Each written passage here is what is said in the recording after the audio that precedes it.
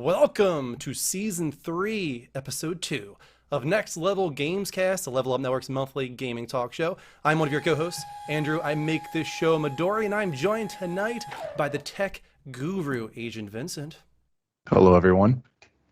I don't think they can hear you. Hold on one second. No, they can't hear me. They can't hear me. Oh, nope, they can hear you. Never mind. They can hear me. I apologize. I was worried. I wanted to make sure they could hear you guys before we went to The Voice. Yeah. Jersey Tom. Good evening, everybody. Wow, that was a longie. That was a Dude, long I one. can go longer, trust me.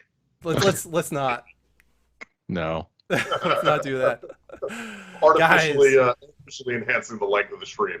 Welcome, welcome, welcome. We got a bunch of people in the room already. We got a hype train started, courtesy of some subs coming in from Trish the Dish. We got Vince and Tom continuing their subs as well. Appreciate that so much, you guys. Keep that hype train going. Let's see if we can get to level 3. Really appreciate that. But you guys do not need to go above and beyond like that. If you enjoy the show at any point, please just hit that follow button here at twitch.tv/levelupshow if you are a new viewer. Also follow Vince and Tom on their respective channels. You can use their commands in chat to get those links. If you're watching or listening to tonight's episode as an archive, you can subscribe on YouTube. You can follow on Apple Podcasts or Spotify, your service of choice. And if you do really enjoy the show, you can go above and beyond, like Trish did, like Vince did, like Tom did. You could sub, you could cheer, you could tip. All of that makes Next Level Gamescast After Show a possibility. That is the same tonight. So if we get $30 in tips tonight, we will do a 30-minute after show, myself and Vince typically, where we talk about anything and everything. We listen to some music, we just kind of chill out, and maybe get to some stories or some conversations that we couldn't fit into the main show here. And if we get $60 in tips, we'll even do a full hour of after show. Just type in !after show in chat if you would like to learn a little bit more about that. And lastly, NLG is a very interactive talk show. We utilize Discord in a pretty major way. So join us at discord.gg/the Level Up Network. Become a part of the community even when the show is not live. Spiel Druckmann done. There it is. Done. How you guys doing? Let's start with you, Vince. How you feeling? I'm tired. Yeah, man, I get it. I'm tired.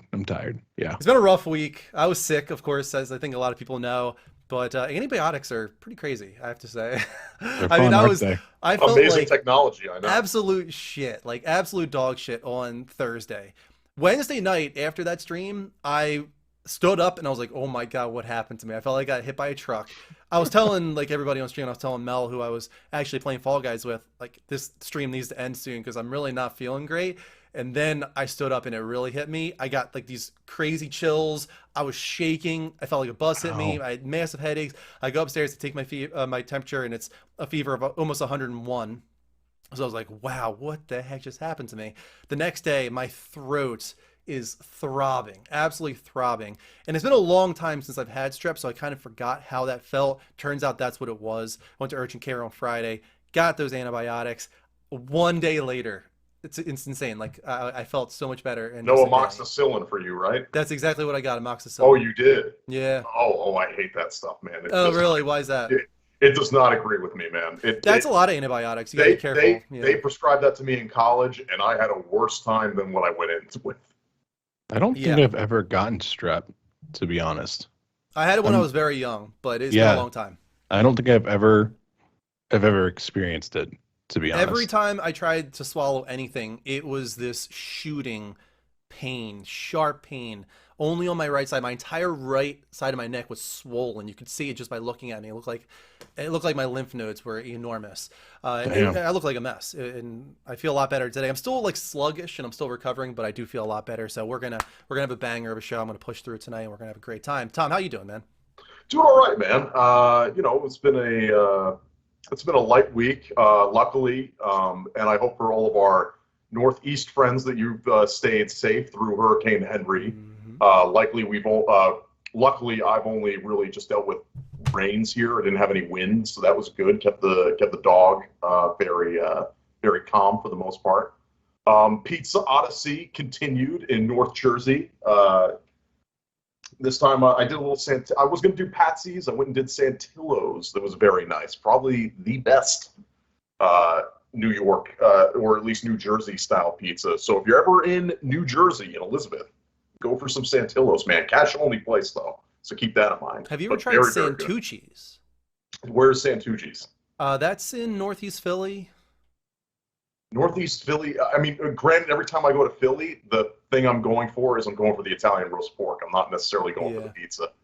Like, Santucci's might be my and favorite people pizza. say that you go for the cheesesteak, but little insider tip for all of you guys in the Next Level Gamescast fandom here, I would say definitely go for the Italian roast pork. Don't skip on that. You're making me hungry. In case you guys didn't know, I'm the big foodie on the Discord. So yeah, you're posting some crazy stuff, I have to say. You're making me very, very hungry because I've been on a diet. I mean, granted, we're a gaming podcast, but if you guys want to talk about food, talk about recipes, generally the foodie lifestyle, drink food, definitely join in and hashtag foodie on the Discord. It's a really great place. We'd love to have you guys come in, share recipes, and talk about that kind of stuff as well, on top of gaming and general pop culture. What a plug. This is why he's in radio, you guys. Oh, yes. This is why he's in radio. That's why I'm in broadcasting. I have another little mini announcement, very small, related to our Discord. I did start a new trophy hunting event today. Not a competition. It is a community event. You guys were amazing. The people that signed up for the first leg of the event, you hit the goal as a team, earning trophy points just a month and a half into the season. So I said, why not do another little event? This one's going to be focused on trophy point rarity. So the way PSN Trophy Leaders is set up is it's actually not based on the built-in PlayStation rarity system, which only has like 4 tiers. This one has like 7 tiers. And of course, the higher you go, the highest one being prestige, you can get 10,000 points towards a team for that prestige. That's for those trophies that only 1% or less of the games community has been able to achieve. That's the way it works. But anybody that signs up, there's no obligation on your part to do a certain amount. If you are playing games and you're earning trophies, you are very likely earning points for the team as long as those trophies are in the most common trophies, which are 0 points. So sign up. Anybody that signs up and earns points is eligible for a prize at the end of the event. If you guys hit the community goal that I set, I will decide what that community goal is once we have everybody in before the registration ends. That way I can see how many people are trying to earn and I can decide what the goal is based on that. So get on our Discord, as Tom said as well, discord.gg/levelupnetwork. Go to the roles channel. That is where you can apply yourself the trophy hunter role. And then you're going to see a trophy hunting channel where you can talk with everybody that's hunting trophies, or just go on the side and earn trophies yourself. You don't even have to take part in the channel if you don't want to. But yeah, sign up. That way you're eligible for a PSN card if you guys come together as a team and earn enough points. That's enough of that. Let's move on, actually. First off with a little bit of fake fans. Of course, again, using our Discord, you can go on there. You can let us know what we got wrong on tonight's episode of Next Level Gamescast. Put our knowledge to the test. We claim to be the experts in this medium. And so far, we've been pretty amazing, I have to say, because that is now 5 episodes that we have gone without error. Ooh. Ladies and gentlemen. And that means that the bounty has been raised to 1,250 seasonal points. If you find something tonight, you post it on our Discord, and you are correct in your allegations against us, on the next episode, we will award you 1,250 points. So get in on that. I'm about to claim the bounty again. We'll see. We'll see, King Kurt. We'll see. I'm sure he will. And now we can move on to a very exciting segment, ladies and gentlemen, because on the last episode, these two went to the death in a Next Level Gamescast Got Game segment. Jeopardy ended up in a tie last month, and $25 was on the line, courtesy of a very generous donation from White Topaz in the chat. So that now continues into this episode. $25 once again on the line. I will say it is the exact same categories as last month because you guys were neck and neck. I want to keep it that way. I don't want to change anything up. Hopefully, I know Vince was a little nervous because he had a busy day and he doesn't know if he's in the zone. Got to get in the zone right now. He said that last time, and he managed to get me only because I didn't realize that I could just bet $0 in Final Jeopardy. Hey, that was a legitimate strategy, all right. That is, yeah. I have to say, there's nothing wrong with that. That is a strategy that people use in Jeopardy all the time. I got my Johns out last time. I'm not going to continue it. It's a fair strategy. I'm not gonna kill them anymore than I already have. And we've become more efficient, you guys, because we already have it all set up, ready to go. I'm gonna put you guys down in the bottom left. It's almost like we're learning. It's like, Yeah, guys, we're learning. All right, so since it was a tie, actually, I don't know who to go with. Who won 2 months ago? It was Tom, right? Because Vince had like a real off month that time. Yeah, he had an off. Yeah, so I guess that means it goes back to Tom. But let's go through the categories real quick. The music of PlayStation Part 2. You guys did pretty well with this last month. I think it's because we are focused on PlayStation exclusive games. Now, that doesn't mean a game that has always remained PlayStation exclusive. It just means a game that either launched as exclusive or is very, very closely associated with PlayStation, okay? We're going to dip in the music on those games. We're going to do Video Game Developer Part 4. I say the game. You say the developer, okay? Who's the Boss Part 3. I will say the final boss of a video game. You will tell me which video game that is. Very simple. Who am I? Part 3. For this one, I'm going to ask you guys to follow my rules a little bit. Once again, close your eyes during these questions. There will be 4 factoids about each character. I will list those off one by one and just buzz in if you figure out who that character is, even if it's on factoid number 3 or 2 or whatever. And finally, the classic blurred box art. This time, Part 6. It's Very such a popular pixelated box category. art. We're already on to 6. Yeah, we're seriously. And guys, quick reminder to everybody in the chat: play along as well in the chat. Go ahead. Vince and I are not seeing the chat. Yep. I can't see any answers that people put out there. I don't think Vince can as well. So if you want to play along in the chat, go right ahead. I would also suggest to you guys to also minimize me so that you can't see my screen. Mm-hmm. That way, just in case when we get the final factoid, I did set it up so that it no longer shows the question, but it might show the question on my end. I don't want you guys to see that this time. You're only going to see the category in the final Jeopardy, a hint that you're going to decide your wager on. All right, that's the way it's supposed to work in Jeopardy. Gotcha. You don't get the question, you get a hint. All right, so Tom, we start off with you. You have control. Where are we going? All right, we're going to my favorite category. We're going blurred box art for 4. Blurred box art for 4. Ooh. Tom. What is Battletoads? That is correct. Very nice, Tom. Very nice. That was a tricky one. Go ahead, Tom. Let's go blurred box art for 5. Blurred box art for 5. Ooh, not that good. Ooh.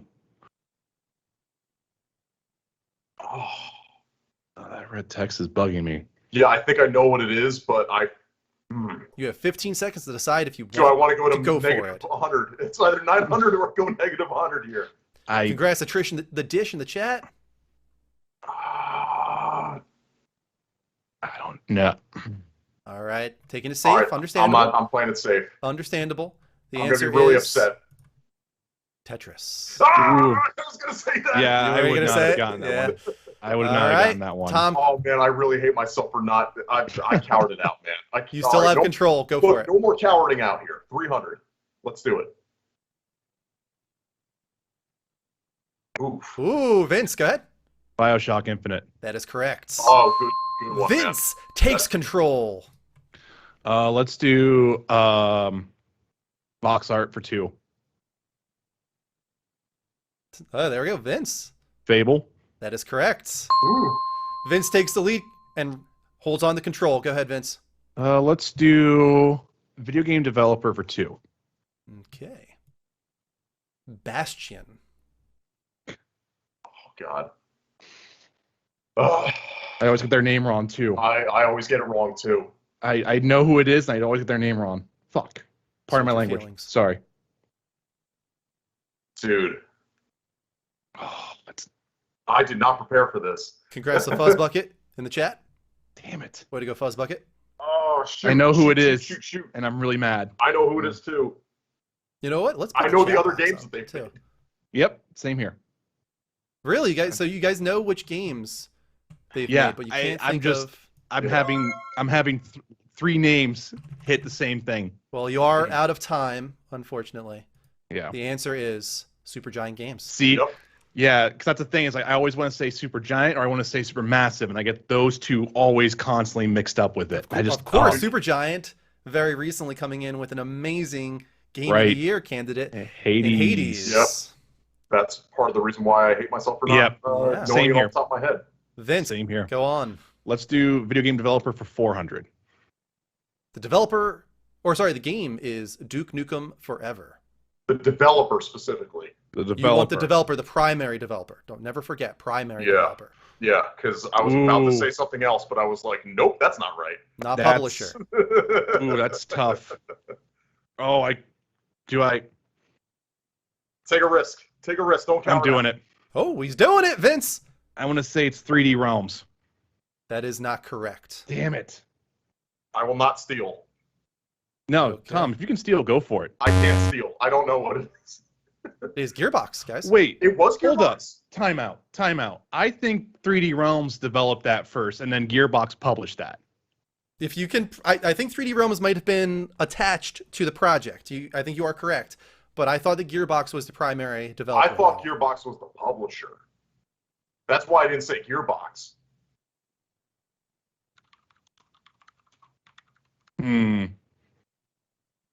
Developed by 3D Realms and published by 2K Games from Microsoft Windows, Mac OS X, PlayStation 3, and Xbox 360. It is Yeah, the it's- fourth main installment of Duke Nukem series and sequel to 1996 Duke Nukem 30E. That is what Okay. Duke Nukem Forever on Wikipedia is saying. Okay. And as we all know, Wikipedia never Wikipedia is very lies. trustworthy. So here's the thing: is I think at that point, this is where it gets kind of weird. I think Gearbox had then acquired 3D Realms at the very end of that stint of their development, and therefore Okay. you see that on the box art. It says Gearbox and 2K Games. However, developer is listed as 3D Realms. I think I will will allow say this. definitely give it to him. I think I will that. allow it. Yes, I agree. I think that is fine with me. So 400 goes back to Vince. And which there's means money it on goes the, up there's to money on the line here, 900. so I'm going to try to be as nice. Sorry for all the dings you guys are about to hear, but we got to bring Vince up to 900. 900 There for we go. Vince. Woo. Go ahead. Good Let's job, Vince. do. Thank you, Tom. Let's do video game developer for 300. Okay. The video game is Call of Duty World at War from 2008. Tom, Who was Treyarch? that is correct. It was Treyarch. Very nice, Tom. Call Tom of takes- Duties, I know. Control. Go ahead. All right, let's clean out blurred box art for one.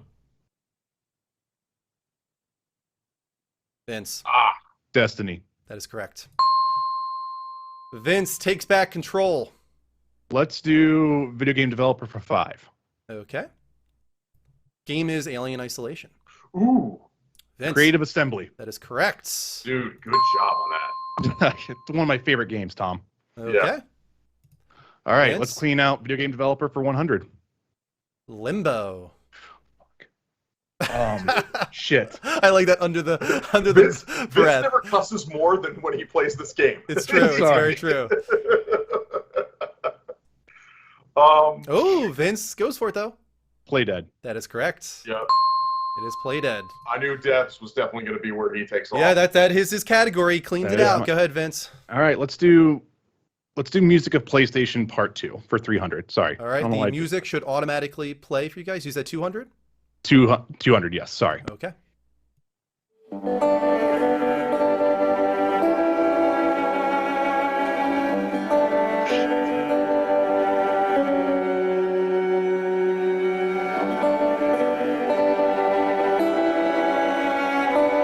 I'll surprise you guys. I'll surprise. Oh, I got Don't be it. surprised, dude. You know this is one of my worst categories. I don't know. 5 seconds. No, I don't want I to think risk you it. guys are going to kick yourselves over this one. Yeah, I know. I already know it. I'm just mad. The yeah, Last of Us. I was gonna say. I was just like, That's the iconic giraffe scene right there. yeah. The problem for me was like I just heard it and I was like, wait, part 1 or part 2? Part 1 or part 2? Part 1 Okay. or part 2? You know. All right. Vince, keep going. Let's do music of PlayStation 100. Okay.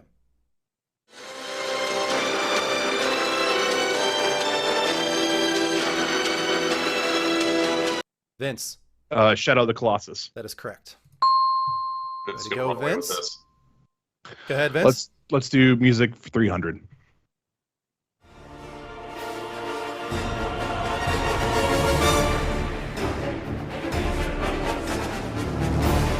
Oh,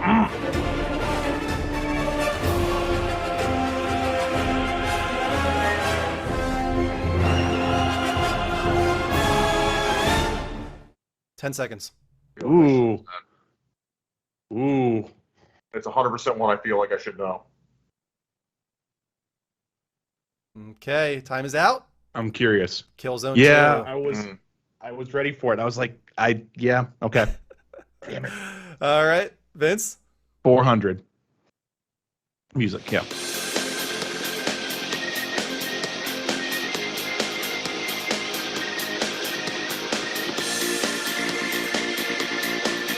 Man.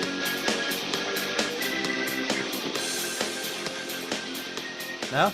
No? No, man. No? Nah. No? That's not drawing anything for me.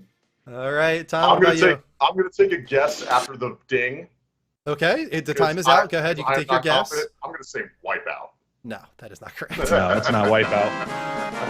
Oh man. Yeah. Oh, go for this is a Level Up Bowl winner of best video game soundtrack of all time. it. Persona 5. Yeah. Oh, dude. I was. Yeah. Yeah, part of my problem is whenever I listen to Persona 5, I just think, you never seen it coming. Yeah, that's actually that song, I'm pretty sure. Oh, no, Yeah, you I might be think it thinking of the is. other one. You're thinking of the other one. That I didn't want to play the lyrics because I thought that would have been too obvious if I played the lyrics for you guys. Then Well, that should have been a 100 clue if it was the lyrics. yeah, if it was lyrics, then yeah, easily 100. All right, you want to finish it off? Yeah. Let's just do 500. This one's really tough, so I don't think you guys are gonna get this one. See, I want to make a wild guess at this, but I can't listen any now. Why do I feel like I know this? And I'm kind of mad that I don't want to guess it though. But I want to guess it. I want to guess it after the ding. Does anybody want to guess, even though it won't count? I want to guess for not counting. Is it Medieval? No. I want to guess for not counting Fat Princess. That is right. It's Fat Princess. Oh, Vince would have absolutely It's Fat taken Princess, yeah. You would have taken the game if he had taken guess. Yeah, Oh, that would have that been a big sucks. one, dude. That would have been a big one. Yeah. Damn. All I right. would have had to clean out like both remaining categories if you got that. Shit. Now we're at spaces where I'm gonna really. Damn. All right. Let's go to who's the boss for 300. Okay, for 300. The boss is Hoyt. Oh shoot. Wow. Dude, this is not a good week for me.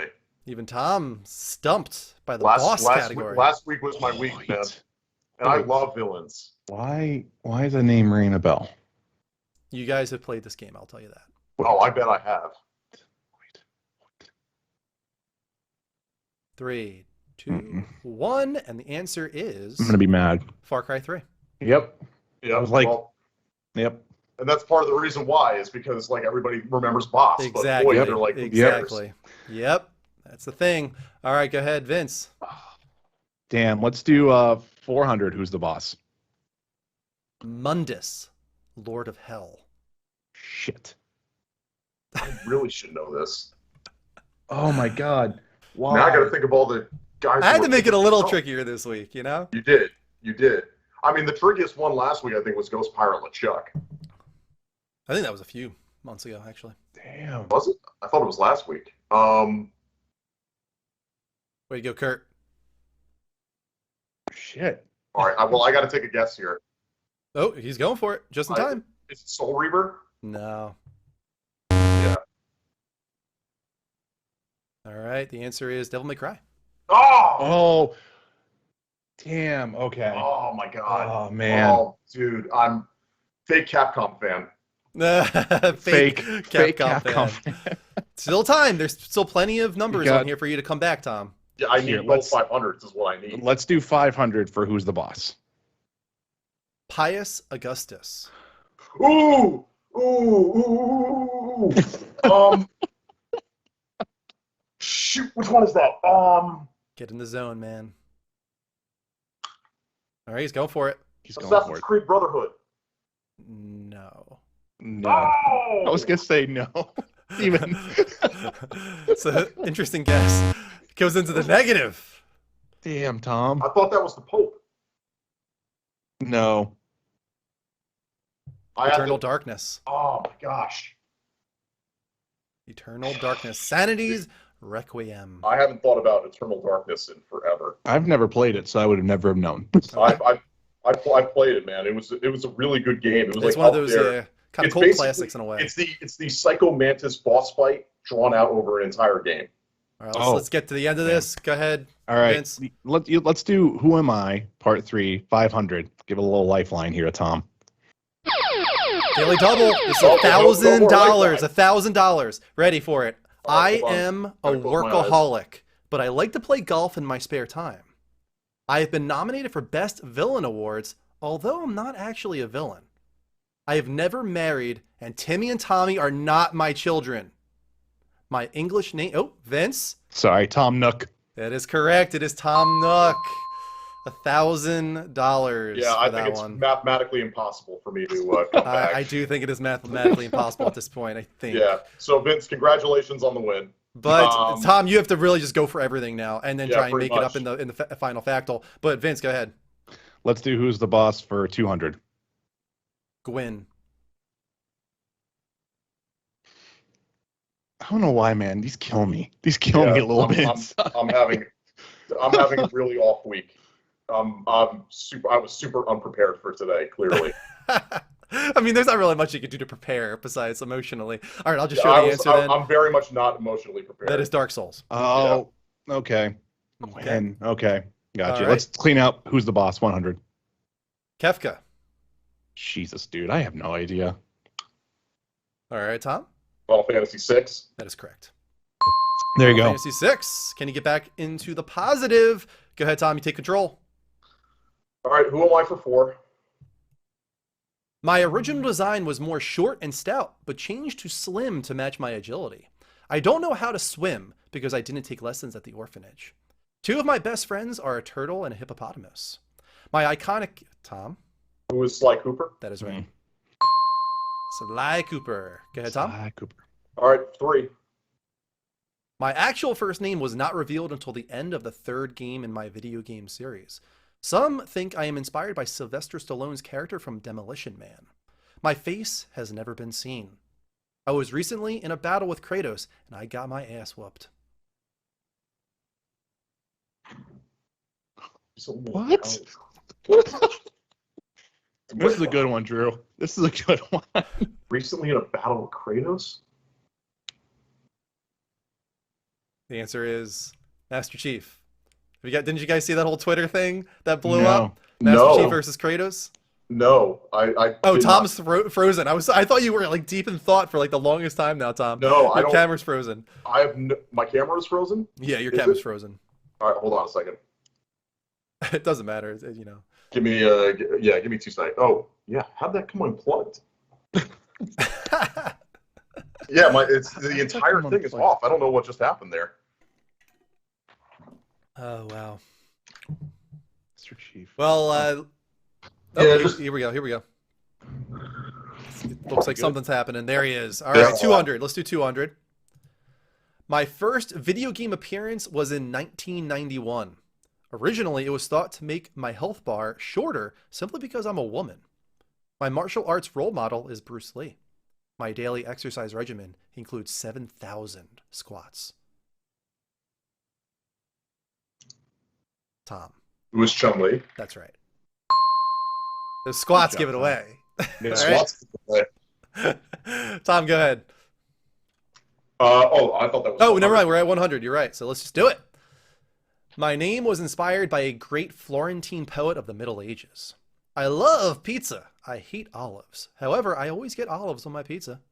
I've been featured in many other video games, including Shin Megami Tensei and Beautiful Joe. Tom. Who was Dante? That is right. The last clue would have been I am 6'3" tall, the same as my twin brother. Dante is correct. Yeah, Nice job. I really kind of figured it was like I love pizza. It's Dante. Yeah. All right. Let's do it. Let's get your wagers in. The category is mini games. Category is mini games. All right. Well, I gotta go for it all here. Yep. Maybe Vince is the dumbest shit. Vince is gonna go 0 because he has no incentive to. Well, bet technically, anything. he could do. Let's see here. He could do like 1,300, 1,400 actually. Yeah, but he's got no incentive to go home with the cash. Do it, man. Do 1,400. Why not? Too bad. I You already can't put it- lose. You've been doing 1,400. All right. Here's the question, you guys. Or answer, I should say. This underwater fantasy sport was an elaborate side quest and minigame of the PlayStation 2 JRPG Final Fantasy X. Both answers are in. Vince says Blitzball. That is right. Blitzball is correct. Way to go.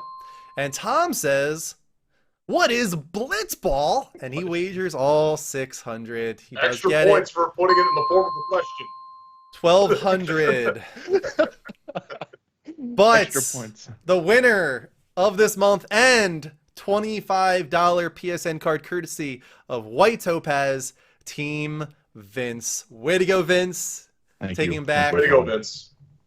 Thanks, Tom. After that off month you had, you were back in the winner's position. Yeah, I crumbled under pressure this month. I got you on those developers, man. You got me on the you. developers, and I cowered it out on Tetris. Let's be It was a real, big though. coward out. Let's be real, though. If I did not get the 3D realms on Duke Nukem, this game would have been different. Also, the daily double was huge. The daily double was huge. Yes, it Yeah. was. If that went to Tom instead of you, the game completely That would have changes. changed as well. Yeah. So Yep. It was a interesting competition this one around, but congratulations to Vince. thank Maybe you. next month, maybe Tom, you can Next month. get your revenge, get your vengeance. Get my revengeance. Revengeance. Yes. Rules of yes. nature, Tom. All Yeah, right. why isn't that not in the music category? What is it? Rules of That's nature. not, Rules of wasn't- nature. that wasn't an exclusive. Though, Probably I one of do the not greatest. believe. Well, who cares if it's an exclusive? It was still there. Well, I'm trying to help you guys And- out since and we know Metal Gear is PlayStation more than associated anything with, else. Metal Gear is associated with PlayStation, so That is true. That is very true. That We've is done very- Metal that's Gear very- though. We did that Yeah. last month actually. We had Metal Gear Solid. not Let's Revenge, so. let's move on. Let's get into what we've been playing. Both Tom and I have been playing the same thing. I finished the game. Tom, have you finished it? I didn't get a chance to finish it, unfortunately, but hopefully I will not spoil this it for week. you. Yeah, We've no, been playing Ratchet and Clank Rift Apart, yeah. and I thought it was absolutely fantastic. Myself, how about you? How you feeling about it? Oh, dude, I love it. It's we talked about it a little bit in our pre-show meeting, and dude, I honestly think that with this game, it should be a sign, I feel, to PlayStation that this should be the revival, I think, of the 3D platformer for that console. Yeah, something we're definitely going to talk about later on, considering some rumors that have been popping up this month. But yeah, after playing this, I feel a revitalization of the genre in my heart, at least, because I will say Ratchet and Clank reboot, if you want to call it that remake that they did that went along with the movie. Ratchet and Clank 2016. Yeah, I thought it was fine. I thought it was okay. You could definitely tell that it was rushed. They made that game in like a year, and I think you could feel it. Yeah. I think it was sort of a disservice to the Ratchet and Clank IP in some ways. It looked didn't beautiful. think it was Don't that get me wrong. No, don't get me. I'm not saying it was bad, but it definitely wasn't great either. It wasn't like something that I felt to me said, yes, I want to see more and more Ratchet and Clank. Crack in Time was the peak for me. And this is the first one since then that matches the quality of Crack in Time and is right there, honestly, is now like tied for my favorite Ratchet and Clank. Yeah, and I think that has to do a lot with their set piece design, their storytelling has leveled up so much since they've been acquired by Sony. You saw it in Spider-Man, and I think you're really seeing it now with Ratchet and Clank Rift Apart. That opening sequence is amazing. The way it also builds on nostalgia and dives into all of the classic moments from the series while also bringing you back into the fold, like, teaching the mechanics once again. It was a really smart opening. Right. And the back and forth between the two characters, switching to Rivet and back to Ratchet, they were both great. I love them both. Rivet is a great addition to this franchise. Rivet is such just a nice breath of fresh air, I feel, for the series. Like it's nice to get a different perspective in that. I mean, I know there's a lot of people who love Ratchet and everything else like that, but I mean, moving forward, if they wanted to make this series more about Rivet, like, I wouldn't mind. I totally wouldn't mind that at all. And considering stuff that we won't get into, given the recent revelations about the voice actor for Ratchet, that maybe they would consider doing that. That is very true. Yeah, I didn't even think very about true. that, but you might not be wrong there. Yeah. Yeah. I don't want to spoil the ending, but it definitely doesn't feel like they're like pushing Ratchet away based on the ending, but I would you doubt never it because know. I don't think they made this game with that expectation. I think all this stuff that came out about the voice actor didn't come out until the game was already out. Yeah, I think it was like the only sort reason of why they towards would the have end. pushed Yeah. the only reason why they would have pushed Ratchet away is if like they actually had plans to like retire that character and like give him a finale. But with the way that I'm expecting, granted I haven't finished the game, but I'm guessing very much that they're at a position with this franchise where they're likely going to have Ratchet continue on for something that seems to me teased that like there's at least already from where I'm at, it seems like they're going to be teasing another game. Right. Right. Now, granted, I'm not finished. Like Drew, you probably know better than I do at this point, but I at least I'm having that feeling that they're not going to tie up some of the loose ends that I'm seeing already. You are right. There are questions that I had, and I was a little surprised. I wouldn't say disappointed necessarily about one question I had not being answered. But yeah, it didn't come at the end of the game. The ending in typical Ratchet and Clank, Ends too abruptly. tradition ended very abruptly. Yep. And I Denny was knows. satisfied in the way that I wasn't in past games because the set piece at the very end was so great, and I still Right. felt satisfied. But they keep doing that with Ratchet and Clank. I don't know why. Like you finish a boss battle and then you get like a 1 minute cutscene and then the game's over, and it's like I could use a little bit more than that to Yeah. close off this game. My question to you, Tom, just based on how far you've been, do you have any Yeah. negatives? Do you have any major complaints about the game? Do I have any negatives? I would say probably some of the open world aspects of some of the levels that I played. Yeah. Granted, like one of the levels that stood out to me that was not so much open world, that felt a little bit more linear, and to me was a much better experience. Was the mining colony level where you're constantly switching back and forth between dimensions. That was cool. That was very cool. Very, very reminiscent to me of that one level in Titanfall 2, where you're Yeah. switching back and forth between time. So for me, like that level stands out to me a little bit more than, say, the following level where you're playing as Ratchet going through with Gary Gary the Prophet or whatever. And just it using is. your boosters the whole way. And you're trying to just speed yeah, through, and you're just like running all over the level. Very much if you guys have played, if you haven't played this but you played Uncharted, it's very much feeling in those Uncharted levels that they've done recently, where you get into a truck and you're just driving around all over the place. But not It's near as good, I have to say. Like this not- was their attempt at not wide near as linear in the same way Last of Us Part 2 did it as well with the horse sequence in Seattle, and I loved that sequence. I thought that was Right. amazing.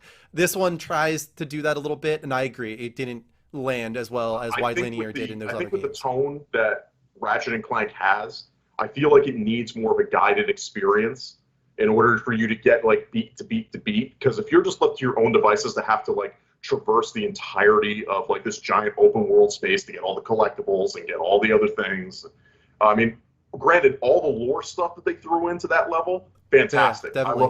loved every second of all that Yeah, stuff. that was cool. But the fact that you have to travel from like, all right, from one end of the map to the other one to go and get this, and then I got to go and do that, and then I got to see this guy over here, like it doesn't quite hit to me as well as if you're going. And granted, people complain about like corridors and everything else like that, and not having open level design. But like, I feel like with the type of game Ratchet and Clank is, it needs more of a corridor kind of guided experience as opposed to, all right, I think there's a middle ground. ground. I think the city you go into at the very beginning that Nefarious is the leader of, Yeah. really cool, sort of That was- cyberpunky. That was fine because that didn't was feel like a good. corridor. It felt like a city, but you were guided through that for the most part. It just felt open. I thought that was a really cool sequence. It was I like agree a with branching you though. path for a side mission. Yeah, but I agree with you though. I think that is one of the weaknesses, and the other one is the way the dragon controls is awful in my opinion. Oh, the dragon is god awful. Yeah, Like, they really did not do well there with the control on that. All that being Yeah. said, I still gave it a 9 at the end, so I hope you enjoyed at the end as much as I did. Tom, I thought it was I'm sure I'm tied going to for the probably best be in the one. same place as you are. Yeah, very strong game. But let's move on to Avengers War for Wakanda. Vince, you've been able to jump into that. How's it going, man? It's been good. It was a very fun time. T'Challa is my new favorite, replacing Black Widow for me.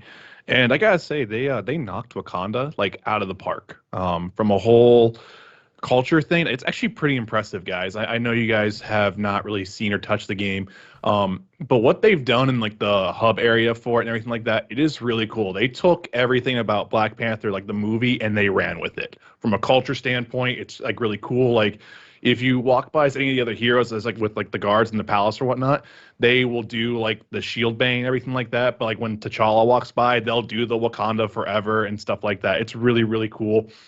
And like it's amazing too. It's free, like you have Avengers, you get this. There's no give us $10 more or $40 or anything like it. No, you have it. This is it. You get this.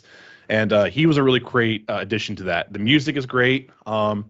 It's still the same sort of gameplay loop. So if you don't like the gameplay loop, you're really not going to get super impressed by this. But I gotta say, Christopher Judge knocked it out of the park as T'Challa, in my opinion.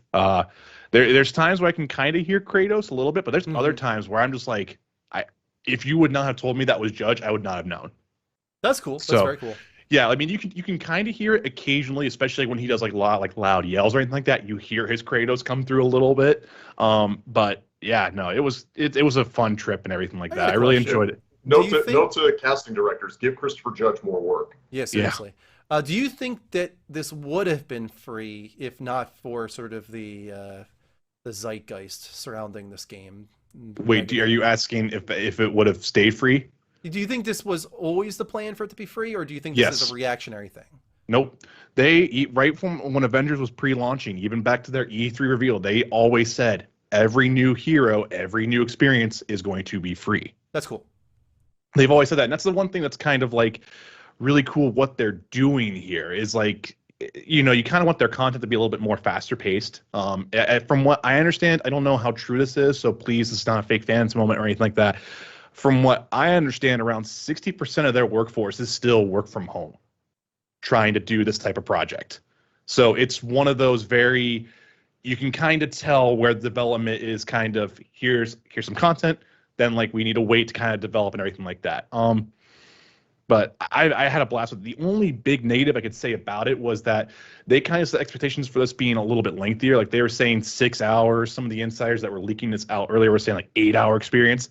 I got done in 3 hours from a story mode standpoint. And the whole point of the game is it's a game as a service. So you go and do missions, you level up your gear and everything like that. That was like the only kind of real negative I had. I was like, I kind of wish it would have been a little bit longer considering what you just said, Drew. The game does have a little bit of a, it has an air around it where it's like, it's kind of limping a little bit. I think this being a little bit meatier probably would have helped. But we'll see. I just know a lot of people who are enjoying the game really love him. And I've seen some really cool builds with his gear. Very nice.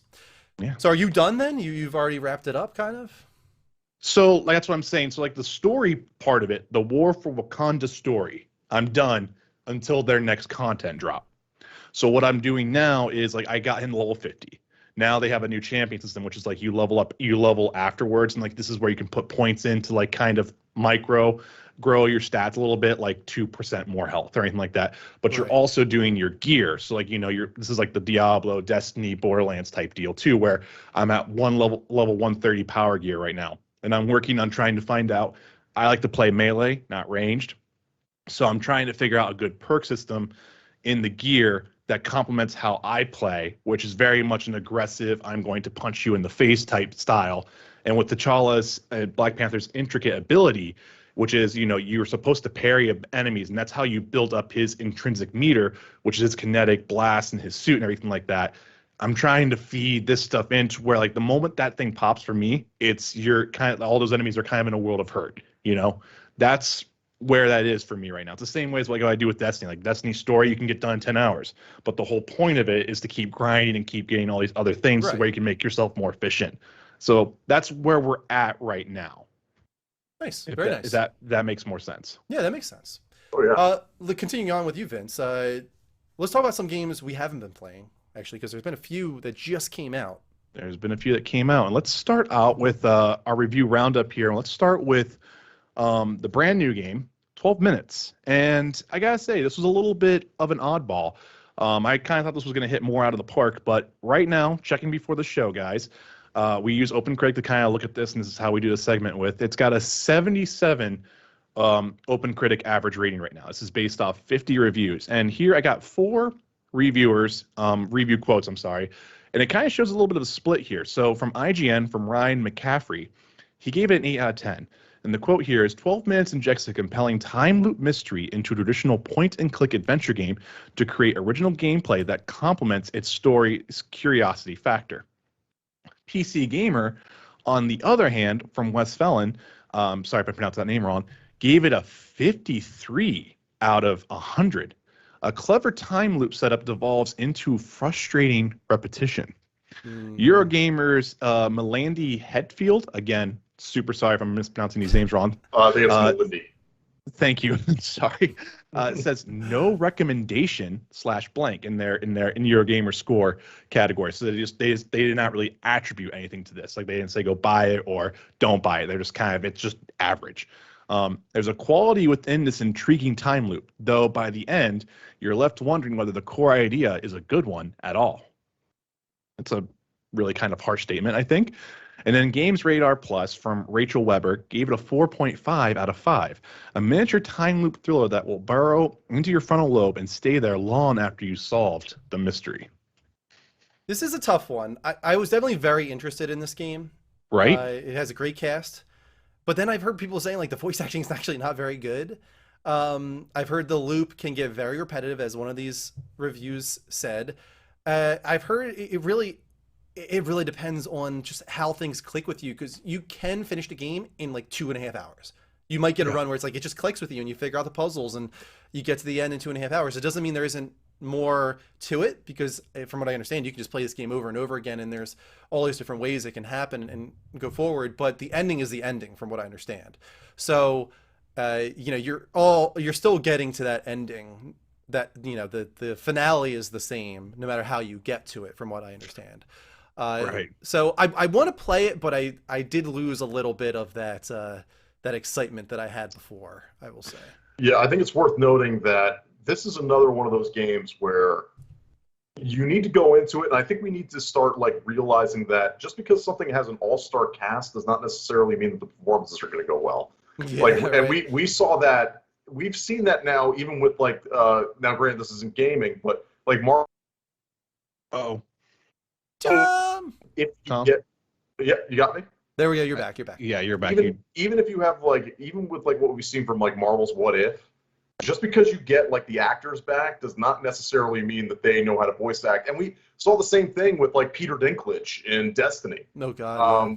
Which Dinklebot, like, I forgot about that. It ended up becoming Nathan Drakebot very quickly. It's funny how I have people who still argue with me to this day that Dinklebot should have stayed, and I was just like, no. Dinklage should have just gone back and redid all his lines. What was the line? That wizard came from the moon. That wizard came from the moon. Like the thing that sucks about Dinklebot is that like it makes sense. Like in the context of what the ghost is for Destiny, it actually makes sense.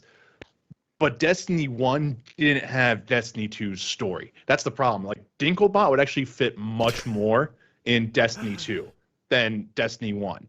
But North has, I think, honestly done a great job. I know people act like he's whiny in this, and I'm just like, he's a ghost. It's fine. Deal with it. Dinklebot is just such a more fun name to say, though. Too. Dinklebot, yeah. But back to 12 minutes. It's just, it seems very frustrating because I kind of like, now I had the ending spoiled for me. Okay. So when I look at it, and I can understand, like, your mileage, I think, is going to vary based on where you kind of stand with kind of the decisions narratively that they take. And this definitely seems like one of those games where, as much as the core gameplay loop is going to like probably shape the majority of your opinion on this, I would say that also narratively speaking, the way that this ends, you may find that, like, yeah, all these ideas are great, but if you're going to end like that, then maybe this experience wasn't quite worth it. I just got in a weird real way bad that kind of makes me there. want to play it even more, but Yeah. that just gave me real bad vibes. I've heard so many different. Now, granted, this is what I've heard. I haven't played the game to verify it myself, so I'm assuming that this is how it ends, given what I've heard. And if you want to Evil Resident says that he likes the game. So And I've heard maybe, plenty of people like it. Yeah. So maybe Yeah. I could be completely off base here, but but I think it's going to be very much dependent on how you treat that ending and how much I think I'll still get around to this game. It's just not like at the top of my list right now. Like I need to play it. It's like, okay, if I have a lull, maybe after Mass Effect 2, maybe I'll do this. You know, this and Kana. Yeah. You know, two games that are kind of short, back to back. Get those in there before moving God, on I to just want something Kena else. to come out right now. Yeah, I can't wait. I want But let's keep going here. We got another game just came out. Yeah, and that is the Ghost of Tsushima's director's cut. Now that has an 88 on OpenCritic right now. It's actually beating out the original release by like 4 points. Yeah, No, by a 3 considerable points. amount. Yeah. Yeah, by a couple points here. But the thing is, it's also 57 reviews for director's cut versus 181 reviews for the original release. So Well, this- that's interesting you say that though, because I remember Ghost of Tsushima actually started lower than it ended up. Started Yeah, at like an 83. 83 and then 83. went up to like an 84, 85. And I think this is part of it. And I don't know, I'm not trying to say the game doesn't deserve an 85 or an 88 or anything like that, but it almost felt like the narrative surrounding the game was, this is a game of the year candidate. And then the reviews that came after that narrative started followed that narrative of like, okay, now the scores are suddenly going up. And now that it's been a year and this game was the second most awarded game of last year, now the reviews are even higher. It's interesting. Like, I don't know if that's actually a part of it. Like, almost that people's opinions were shaped by last year's sort of awards season. Do you know what I mean? No, I actually totally understand what you're saying, and I think this kind of you both are gonna kind of laugh. This is why I don't read reviews because of this very exact reason. I just don't do it. It's just one of those things that I just don't factor into my purchase and decision making. You know, I just play what I want to play, and so yeah, no, Drew, I totally understand it. It's When a lot of beloved. other people are, if Yep. you are a late reviewer to something, and like, even myself, I try not to let this matter to me, but if I am watching a movie a month after everybody else watched it, and everybody is saying how amazing it is, if I come out from that being like, oh, I didn't like it as much, maybe they all gave it like 9s, and I'm thinking of 7. I will admit, like, sometimes I'm like, oh, but maybe I give it an 8 because like everybody else like loves It's it gonna so get much, on you. right? Like, it's like, what's wrong with me? Why am I like, you know what I mean? Like that, it Yeah. does influence you. Like everybody else's opinion, sort of even subconsciously or without you realizing it, can influence your like ending results in some ways. You shouldn't let that happen, but sometimes it just does.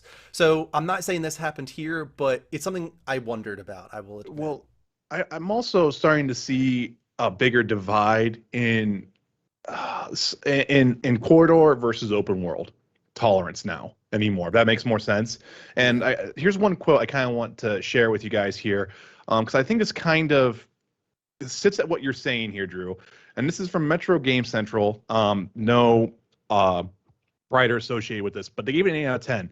So, like, listen to this quote here. The underlying game is still too reliant on the Ubisoft formula, but the new content and Legends mode make Ghost of Tsushima Director's Cut a notably better experience than the original at launch. So they're factoring in the Legends multiplayer mode, which was a surprise for everyone, which I think is kind of what kept the game in the limelight even more so. And then the other thing too is like there have been some really cool, the haptics for this are apparently really, really great. The I guess for the one bow, the adaptive triggers are like, people are like, it's perfect. This is what I want from adaptive triggers. Like, so apparently that seems to be a thing here, you know, with the blink and you miss loading times. It seems to be a much more streamlined experience here. But the other thing too, it's funny too, is like that line there too. The underlying game is still too reliant on the Ubisoft formula. And my thing that I'm laughing about is like, that's just open world formula to begin with. Like the fact that everyone tries to attribute that to Ubisoft is like, you go play Red Dead Redemption or any Rockstar game, you're still doing the same thing that they're doing. You're just not going to a tower and unlocking the map. That's the Ubisoft thing that everybody associates. Right, the with thing, Ubisoft. but like Ghost of Tsushima doesn't do that. Yeah, you know? it So it's doesn't. one- Yeah, so I'm not sure it's why so- they say that. That's one of the weird things there. So that's what I'm telling, like, there's that kind of tolerance now that, like, even you kind of said it too, like, I don't like open world games, you know? I And wouldn't say it's this, a blanket statement, but yeah, but I'm especially when they're sorry. in that realm, what you were just talking about, like go to tower, unlock this Yeah. part of the map, side quests, like fetch quests, like that doesn't do it for me. Yeah. Right. And I'm sorry, I didn't mean to like sit there and do that as a blanket statement, but like that's the interesting thing that we're seeing right now. It's also kind of on the flip side why it's weird to me, and we've talked about this before, why we see something like Breath of the Wild be so beloved. Because to me, I'm just like, it's just like any other open world game. You know, It it's has the one of those weird towers. things. Yeah. It has a, well, to me, it just okay. It just took away all the markers and it just has you go discover them for yourself. And I was like, but you're still at the end of the day, you're still doing the exact same thing that you'd be doing in Assassin's Creed Origins or Odyssey. You just don't have that guidance and that marker on the map. You know, it's one of those weird It's things something that I where, would like to dive into more at some point because, yeah, as you know, Breath of the Wild did grab me in a way yeah, that no, most open world games do not. And what is the exact reason for that? I don't exactly know. yeah, It just did. Maybe it's just a I connection to Link. You just really love the guy. I just maybe you had a the strand. way that I was Maybe it's a exploring, strand. the way I was exploring in that game was satisfying to me. The way I was discovering the world, the way that I was led through it was very satisfying to me. And yeah, maybe something we should delve into at some point, maybe on like a Yeah. next level direct or something like that. Yeah. But another thing to note here, there's some positive improvements, but there's also some weird things as well. No Yeah. real improvements to textures.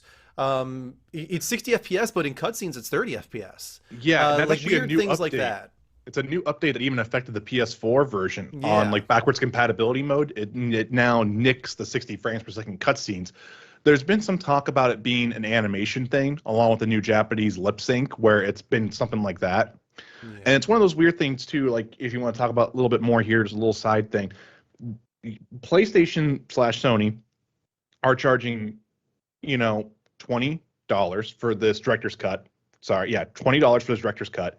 But if you want to play a PS5 version of that, you also need to pay an additional $10 for that. So $30 for the overall package. And yet, you're like you just said, there's no real texture improvements. There is no draw distance or LOD improvements. There's particle improvements. There's actually a good amount of particle improvements. There's a decent lighting improvement, I think, then too. But then like we also just had Hellblade, with its big update. And Microsoft didn't charge for that. Metro Exodus didn't charge for their big console update. So it's kind of weird. Like if there's going to be a charge for this type of stuff, I do think that Sony kind of needs to kind of maybe put some more oomph to that. But we also don't know the monetization or what actually happened behind the scenes there. But it is weird. It's a very weird experience that you said about that. Let us know in the chats if you guys are picking up one of those, both of those, neither. Let us know in the chat. We are going to take a short commercial break. We'll get some wheel spins going for those that have supported us. When we come back, we're going to get into the level update, and we got some great stuff to discuss then. So hold on tight, the Nine Fox. We will be right back. Oh, there we go. Welcome back, everybody, to Season 3, Episode 2 of Next Level Gamescast, the Level Up Network's monthly gaming talk show live on Twitch at twitch.tv/Level Up Show on the fourth Sunday of every month. It's funny because Mel using the command in chat made me realize that we still had the audio hooks active. So it just went, in a few minutes, bitch. So I'm glad that didn't happen during the show. Well, technically during the show. Guys, if you enjoy this show at any point, hit that heart button here at twitch.tv/The Level Up Show. Turn on notifications. Make sure you get alerts whenever we go live. I'm on every Wednesday and Sunday. Vince and Tom on a lot as well. Use their commands in chat. Follow them on their respective channels, please. If you're watching or listening to this show as an archive, hit the subscribe button on YouTube. Follow us on Apple Podcasts or Spotify. And of course, become a part of the community even when we are not live on Discord at discord.gg/levelupnetwork. We had a lot of great support coming in from the viewers already. 1,000 biddies just coming in from Duroc. Of course, if you guys decide to tip tonight, that goes towards after show. Type in ! After show to learn more about that. But the gist is $30 in tips, 30-minute after show, $60 in tips, $60 after show, which means we can talk about anything or everything. Maybe we even go into that Spider-Man No Way Home leak trailer. Me. Although Call I'll of say Duty again, I don't think Vanguard Alpha trailer that just dropped. Oh, what dropped? Call of Duty Alpha. Alpha. The Vanguard for the Vanguard Champion Alpha. Hill, right? Champion Hill. Yeah, because we'll go into later on, but the trailer so far was just like a narrative trailer, right? It was just Yes, it was just the campaign trailer. Story campaign. Cool, very cool. Well, right now we are going to get into our discussion of the month's biggest gaming industry news. It is called the Level Update. Don't do it. Start muting.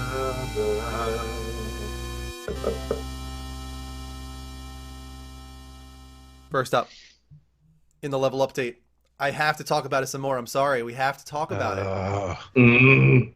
This just keeps going. Abandoned from Blue Box Games. The ride never ends. We thought we were finally going to get out of this hellhole we've been in because we thought the app was going to release. We thought we were going to get information, even if it was confirmation one way or the other. You know, that it's Hideo Kojima, that it's not Hideo Kojima. Who cares? We just wanted to know. But then what happens? They delay the app over and over again. And when it finally comes out after all these patches that are needed, oh, this graphical issue we had, oh, localization, the app finally comes out. And it is literally a 10-second teaser within the trailer app that we already saw. They tweeted out days before. At that point, I was just like, I don't, are we being trolled? Is this a social experiment? Yes, we are being trolled. What is going on here? Like, I can solve the mystery for you, Drew. We're being trolled. That'd be fine. If we are, that's kind of funny and hilarious, and I'm in for it. I just need to know, like, are we being trolled? Well, there were some interviews that actually happened this week. NME and IGN both did interviews with Hassan Karaman, really the soul behind this thing. He might be the only guy working on it for all we know. Who knows? But some interesting little tidbits of information came out in these interviews, in my opinion, especially about their past, about all these games that they were making that never came out or were canceled or removed from Steam, things that people are saying it might be a scam, actually. And I don't know if that's the right word to use, but a lot of people are saying, like, Blue Box is a scam, and this is one of the reasons for that, these games that never got released. So let's talk about it. NME writes, quote, "There is the confusion going on that people say, like, yeah, the guys from Blue Box, they're scammers. They use their games to get money or something, to get funds," Hassan revealed. "With Rewind, we did a Kickstarter. Then we had a private investor. And the game got canceled a year later because we needed more funds. People are saying that we used that to keep the funds, but that doesn't make any sense because the funds would then be returned to the investor, right? If you don't return it, then it becomes debt. An investor isn't going to say, well, here's the money. If it doesn't work out, just keep it. It doesn't work that way. I'm just trying to figure out, how are we scammers?" The trouble seems to come from the fact that Blue Box Games have seen 6 failed game launches since 2015. One of the studio's other games, a horror failed game, launches since 2015. Sorry, mixed up there. One of the studio's other games, a horror-themed mobile title called The Haunting. Blackwater Curse, I think, is the subtitle. Never left the early access stage of development. This is a quote from Hassan here. "It had a lot of bugs and it felt really broken. It didn't feel right. At that point, we were like, you know what? We're not going to let people pay for this. So we reached out to Valve and asked, could we just disable the purchase option on Steam? Since then, development has passed to a group of 4 friends known as Create Q Interactive, who are working on the game in their spare time, but with abandoned now the studio's top priority, development on The Haunting has slipped." So here's what's interesting about that. Create Q is basically Blue Box Games. They're 4 friends of Blue Box that pretty much also worked on games with Blue Box at one point. Like, these are like all the same people. Yeah. They just decided to, like, create a new name and put these guys on it to kind of be like, oh, people are still working on it. It's kind of my feeling on it. Like, oh, they're still working on it. The Haunting's still being done. We just gave it off to Create Q. Yes. You know what I mean? And what's even crazier is that Hassan has now said that people that supported The Haunting in early access will get abandoned for free. Did you hear about that, Vince? No, I didn't. So now money is involved. You know what I mean? Money is now involved because now it's like, I wonder if it's still considered early access, right? So people could go buy The Haunting in early access right now, and they get they get abandoned for free? Is that the assumption? Can we? Let me see. It's called The Haunting, right? Yeah, can you still buy The Haunting? Can you still get it in early access? I'm looking on Steam right They now. said earlier in this interview that they removed the option to purchase it on Steam. Is that still the case? It looks like it from what I can see. So you cannot buy The Haunting right now. What's the full title again? The Haunting. The Haunting Blood Water Curse, I want to say. It's up on Blood screen Water right now. Curse early access. This is what the game is. This is The Haunting Blood Water Curse. And let me tell you something. I watched pretty much the entire 30 minutes it takes to beat this game. It is trash. So I am on the Steam webpage right now for it, and it has the early access banner by Create Q Interactive as developer and publisher, and you cannot buy it. Okay. It's funny. The Haunting update and new gameplay reveal soon was the last post, and that was Friday, May 21st, 2021. So Spartan Warrior posted about that. And If anyone wants to check.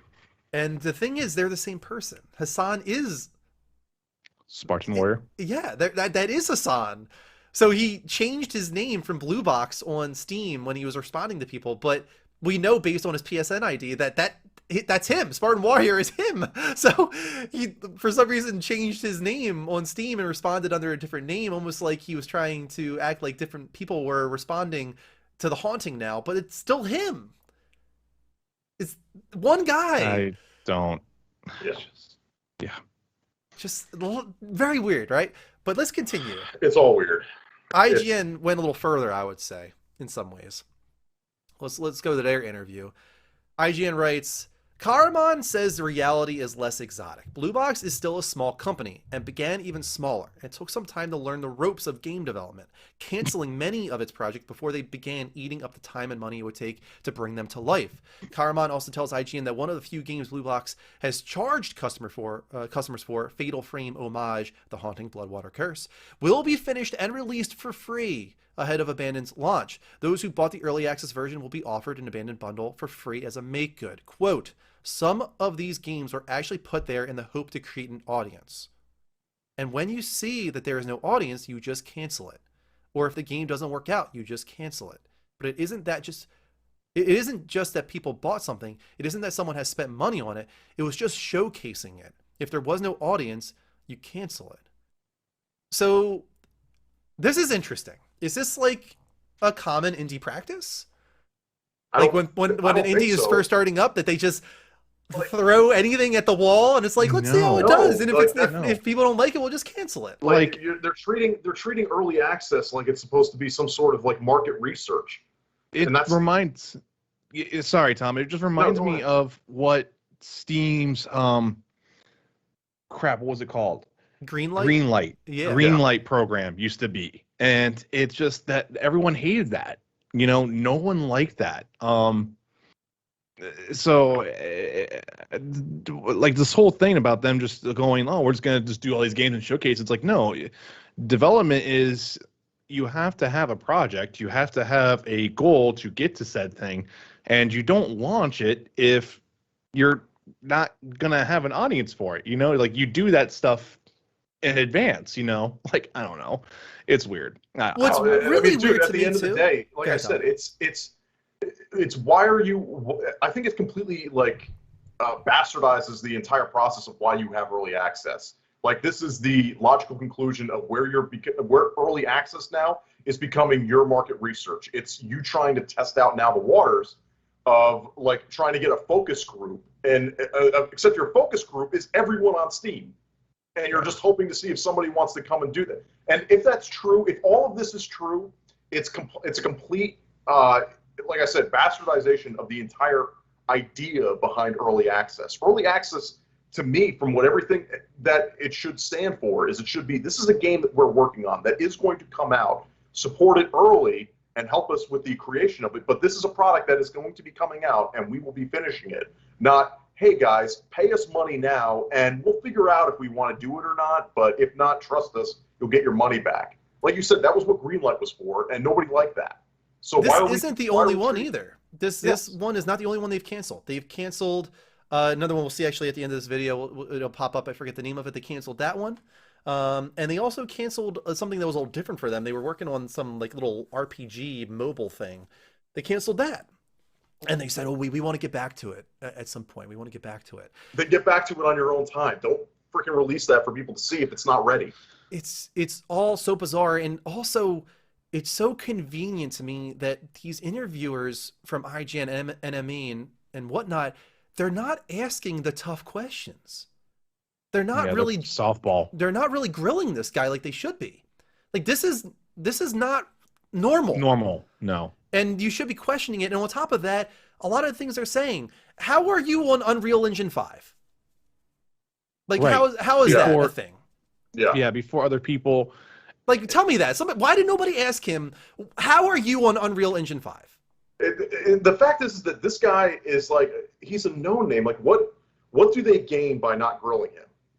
Like, are they worried about access? Are they worried about? Because I agree with you, Drew. It seems it's incredibly either it's pure laziness from the people interviewing this guy, or it's generally like, or maybe they're just worried that, oh well, if this game takes off, like I want to be able to still talk to him or use him as a source or something like that. Maybe. Like well, that being said, don't be wrong. What the motivation is behind it. Like I would say that the easiest way to go with it is it's just pure laziness, because these guys are more used to dealing with like larger name developers, because this is a wholly original story.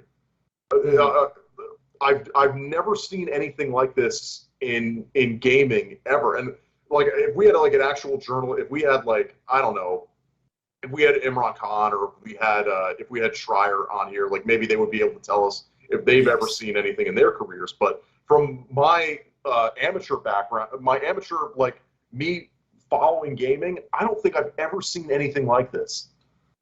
No.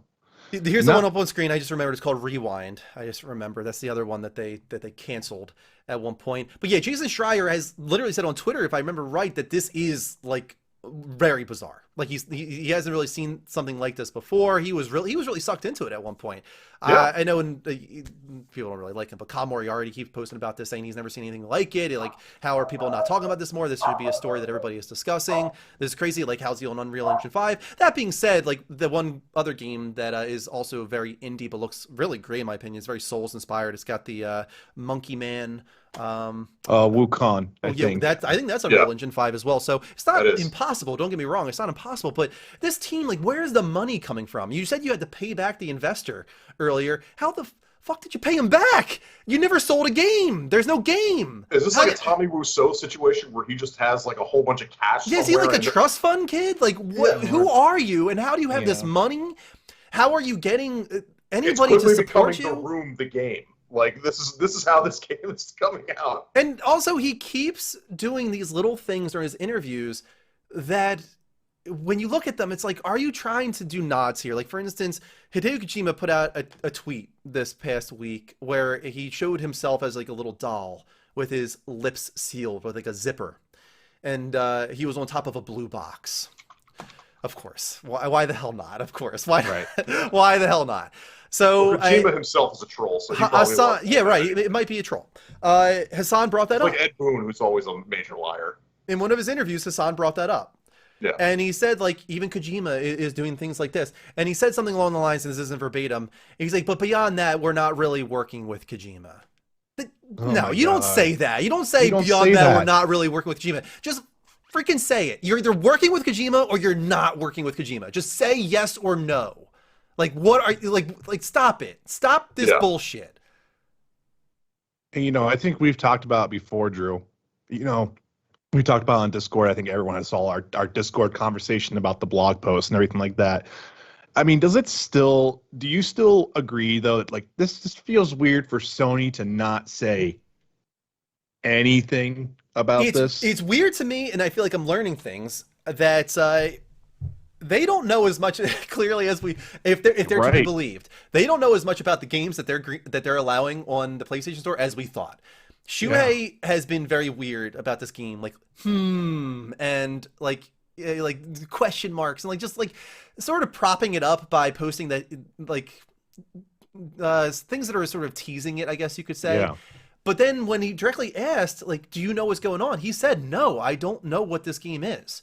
He is like the head of He's the head of indie indies. acquirement. Yeah. Like The longer this goes on, it just seems like he was either embarrassed because he didn't know that there was hype around some sort of game that was on the platform, or he had some sort of idea on this game, wanted to try and hype it up, but then quickly realizing that he should have seen this for the complete like craziness that this is. yeah. Like And people dug up an Adam Boyes interview recently in response to that. Yeah. And Adam Boyes talked about how, yeah, like we don't have the time to be going through these games and really inspecting them, but beyond, does it break the console? Is really what he said. Right. Like, in the Adam Boyes interview, as long as the console doesn't break, like we don't inspect the quality of a game.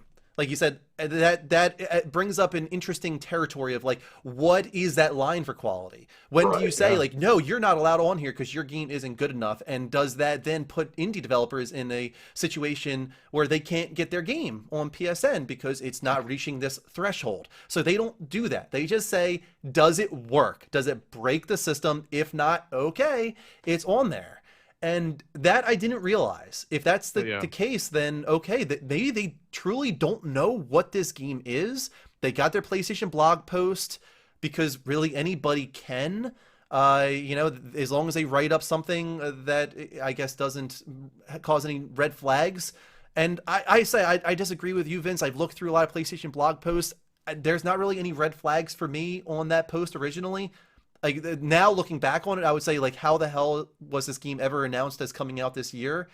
That's really weird because they said they were early in development, but it's coming out this year. There's weird inconsistencies in the blog post, but there's nothing in there to me, if I was reading it originally, not inspecting it for Hideo Kojima shenanigans, where I would say, yeah, this is really bizarre. What's going on here? Like, I don't think there's anything too weird about it looking back on it now.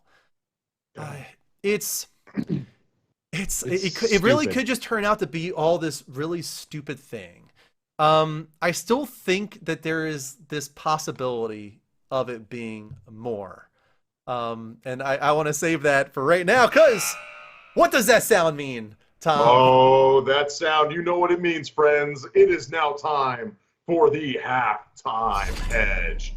That's right, friends. Every single month at the halftime of our show, we give you guys the opportunity to place up your SP against us, the house, in order for you guys to win not only SP for yourself, but for the rest of the community as a whole. This month, we don't have any new wagers from the community, but Drew actually has a wager that he wants to make. We're just talking about it, and I'm going to put it on the line.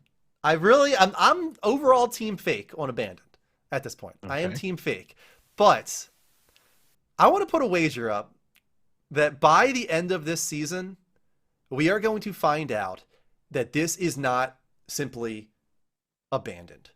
Indie game from No Name Studio, Blue Box. There is something more behind this. Is PlayStation involved? I don't know. Is Kojima involved? Doubtful. Is it Silent Hill? Probably not. But there is something going on here behind this game. Maybe it's Alone in the Dark. Who knows? Maybe it's Siren. Who knows? But there's something here. It's not just maybe it's Eternal Darkness, Sanian's Requiem. So I think that what I'm going to say is it's not really a wager because I'm not earning the SP. But if I'm wrong, I will give everybody in the community, I'm going to say 2,500 SP. Okay. 2,500 SP. Okay. I'm 2,500 SP at the end of season 3 in that episode, the final episode of season 3, which is on September 26th. If nothing has happened by then, indicating one way or the other, I will give everybody in the show at that point live on Next Level Gamescast 2,500 SP. Okay. That's a good wager. That's my wager. Like I said, I'm overall team fake because I don't think that Kojima is involved. Like I don't, but I still think there's just too much weird here. The more this goes on, it seems to me like it's a complete deep fake. I don't think that it's anything. Okay. And even if it is, like, given this guy's track record and the track record of the rest of them, I doubt that he's going to have anything ready before the end of next year, let alone like the end of this year. Probably not. So I'm sure I'll be wrong on this one, and eventually I'll get 2500 SP. But you know, why not? Friends, I'd just like to remind you all again: if you would like to place your SP up against us, please go ahead and head over to the Halftime Hedge channel on our Discord and place a bet. It could be on anything gaming related. It could be anything from when you think a trailer is going to drop, when you think, like, say, the Call of Duty Vanguard beta will drop, or if it will be delayed until next year. Those are potential things that you could be wagering on. So, guys, please, once again, head over to our Discord, go to the Halftime Hedge channel, place your bets, and we will negotiate with you on your SP amount. And as always, friends, good luck. I just realized that our recording never unpaused. So yeah, there was something broken about the commercial. Let everybody see. I'll have to let them know. Let them know what goes on here. Well, no, it's not that. I don't have video now of this episode being recorded, so I'll have to download the archive from Twitch and edit it from there. I guess it is what it is. It happens. Yeah, it is. But let's move on to Vince's topic in the level update. Go ahead, Vince. Yeah, guys, we're going to talk a little bit about NGVR, or better known as next gen PSVR from Sony. So we had some details that leaked out.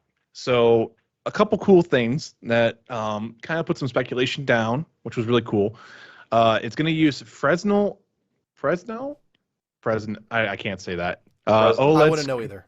Screens, OLED screens with a 2000 by 2040 resolution per eye, HDR display, and the field of view is 110 degrees. That sounds really good. It is. It's actually pretty high specs. Unfortunately, I can't quite compare it to the Vive or anything like that. I actually honestly just don't have those numbers in my head. I'm sorry, guys. But it's a substantial step up from, say, PSVR. I mean, this is like a true 4K screen in front of your eyes now. Very, very close to that. Maybe just a teeny bit under, but very, very close to that. I mean, HDR as well. I mean, that's pretty big.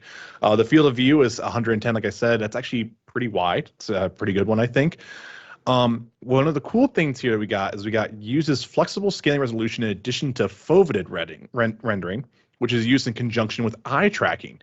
Aims to scale resolution based upon the user's concentrated view and reduces the strain on the PS5 resources. So to kind of explain this to you guys a little bit here, what this would be is, like, say you have the VR headset on. Where the system is going to prioritize displaying the highest quality assets, it's going to be where the center of what you're looking at is going to be. Whereas everything else from like a certain radius outside that will start to lose detail. It's kind of like almost like a dynamic draw distance, if you want to say it that way. That makes more sense. This is kind of huge to me, actually. And in some ways, it makes me wonder if VR games could look just as good, if not better, than regular native PS5 games, because right with SSDs, we already have things behind you don't have to be rendered. Right. So we already got that. Now on top of that, we have, let's just make all the assets in the direct, point of vision of the user be high quality. Everything around that can sort of be blurred out or lower quality or even lower resolution. Now you can focus so much resource and power on what you're directly looking at that the quality of that could potentially be better than anything we've seen otherwise. Right, but it also plays into another strategy point here, which I'm going to jump over to a little bit, is that Sony wants to move away from VR experiences and concentrate on AAA games with the aim to make hybrid games that are playable in both flat screen and VR. So the big thing, what it looks like that to me, what they're going to try to achieve is what Hitman VR did, which was you play all of Hitman 1 and 2 and 3, 1 and 2 and 3, sorry, all the escalations, all the contracts, it's the game mode, it's all the maps, just in VR. Or Resident Evil 7 is another good example. Or Resident Evil 7 is another perfect example. That seems to be what Sony wants to move towards, and I think it's a smarter decision. I think so too. In this sense now, because if you're going to have a standard VR game, you need to have a unique VR game to pull people in. Something like a Beat Saber.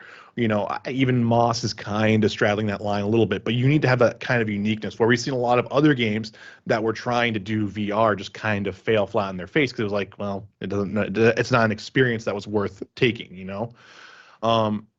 So I think this is really cool. But if like anything that's VR can also just be like your first party PlayStation game that anybody can play. Yeah. I feel like if they have enough of that, just the library of PSVR games is going to grow much faster. Right. And I think that a lot of people are going to be disappointed for sure. And I've seen it already that, oh, it's not going to have dedicated VR experiences like the other ones. But I do think from a business perspective, this will allow there to be just so much more for PSVR 2 than the other platforms. And it might be able to really get a footing because of that.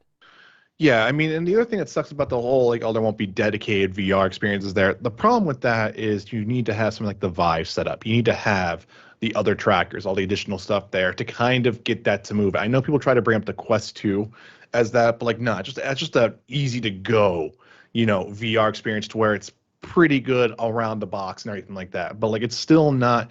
We still don't have the technology to do true unique VR experiences in the sense of like, Ready Player One. We don't have that type of technology quite yet. You know what I'm saying? But like, but that being said, they don't need to rely on their first party to accomplish that anyway. They can there's still going to be plenty of third parties that are going to put their dedicated VR experiences on PSVR 2.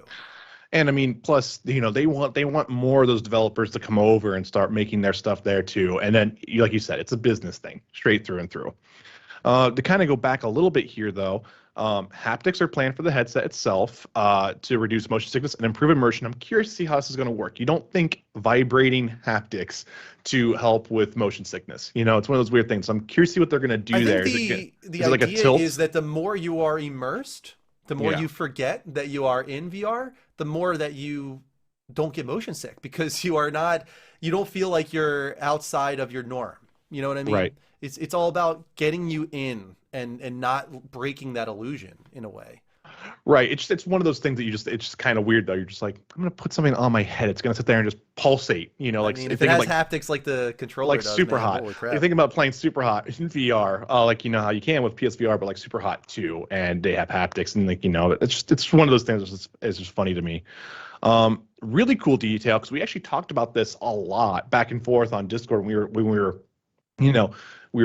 trying to figure out, like, are they going to do this? Are they going to not do this? The cool thing is the new controllers, which do not have a name yet, will be packaged with every NGVR headset at launch. That is a really cool thing. That was, we talked about that a lot. Like, are they going to do that? Is it going to be a separate package? Are they going to do multiple tiered things? And I think this is a really great thing because the Move controllers, they're great for what they could do, but it's time for a step up. And these controllers are actually a really huge step up. They include capacitive touch sensors, which are analog based and can track distance between your fingers and your thumb. This is in addition to the haptics and adaptive triggers, which have already been announced in these controllers. So essentially, the DualSense is kind of a good way to show like what you're going to have in that, but then you're going to have the whole VR knuckle type experience there. And I'm really excited to see what that's going to be able to do. Mm-hmm. Definitely. So then there's only a little bit of a downside here. And I'm actually going to say this right now. I'm going to say, everyone, be ready for this because nothing was mentioned regarding backwards compatibility with PSVR 1, but there is a push to remaster some PSVR VR1 games. I'm going to say it right now. This thing will not be backwards compatible. No way. Oh, not a chance. Yeah. With your entire existing library of PSVR. I'm going to say it right now. Put your negative, whatever you want to put on there, be ready for it. You might have a few games that come over, but no way. The fact that that's already been kind of said to me says there's no way this is going to happen. The headset itself wasn't shown and release date wasn't mentioned, but launch plans to be revealed in early 2022, which is kind of interesting. That makes sense timing wise. You think it does? Yeah, I think so. Okay. Yeah, I don't think we're getting anything about it this year. I really don't. So I think quarter 1, 2022 makes sense to me for it to be released late 2022. I think it makes a lot of sense to me. One of the things that I'm really happy about, going back to the experience being focused on hybrid games, you don't lose first-party studios to exclusive VR games. development. Mm-hmm. Like, let's be honest, like Sony doesn't have that many studios, especially when you look at them in comparison to Microsoft right now. Like, to lose 2 or 3 of them to dedicated VR games that 90% of the PlayStation audience aren't going to play would not be smart at this point, I don't think. So I think it's just a smart way to go. I don't want to say waste. That's really derogatory, but Which, like Drew, with that in mind, though, I mean, to me, it kind of like now I agree with you. Like, I wouldn't want them to do that, but then again, like when I think of it from a business perspective, why bother with PSVR then if you're not going to dedicate resources specifically to creating curated PSVR experiences? Because other people will, though. Well, other people will, but why are you creating a platform? Me as PlayStation, why am I taking the risk for other people when there's already things like Oculus Rift that exist? Like, why do I need to get into that realm into the PC realm of being a developer for that purpose? I mean, if I'm not going to be using my own studios to do PSVR exclusive content, then it's like the same reason, like, why, like, at that point, then why isn't Sony making a PC?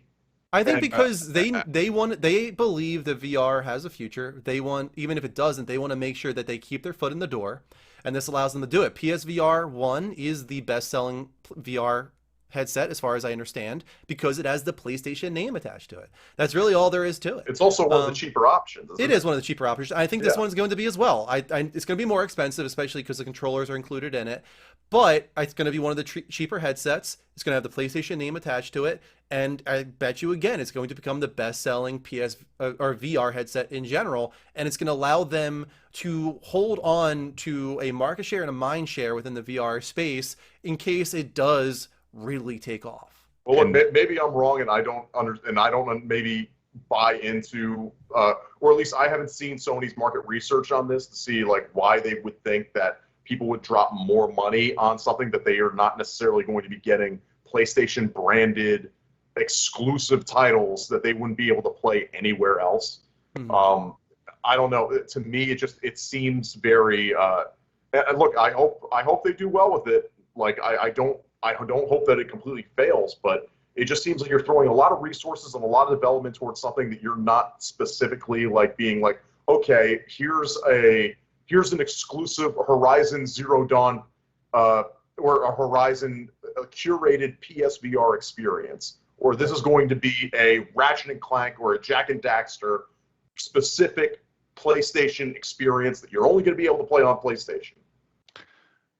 Actually, I was going to say, to answer your question on that, Tom, it's actually weird.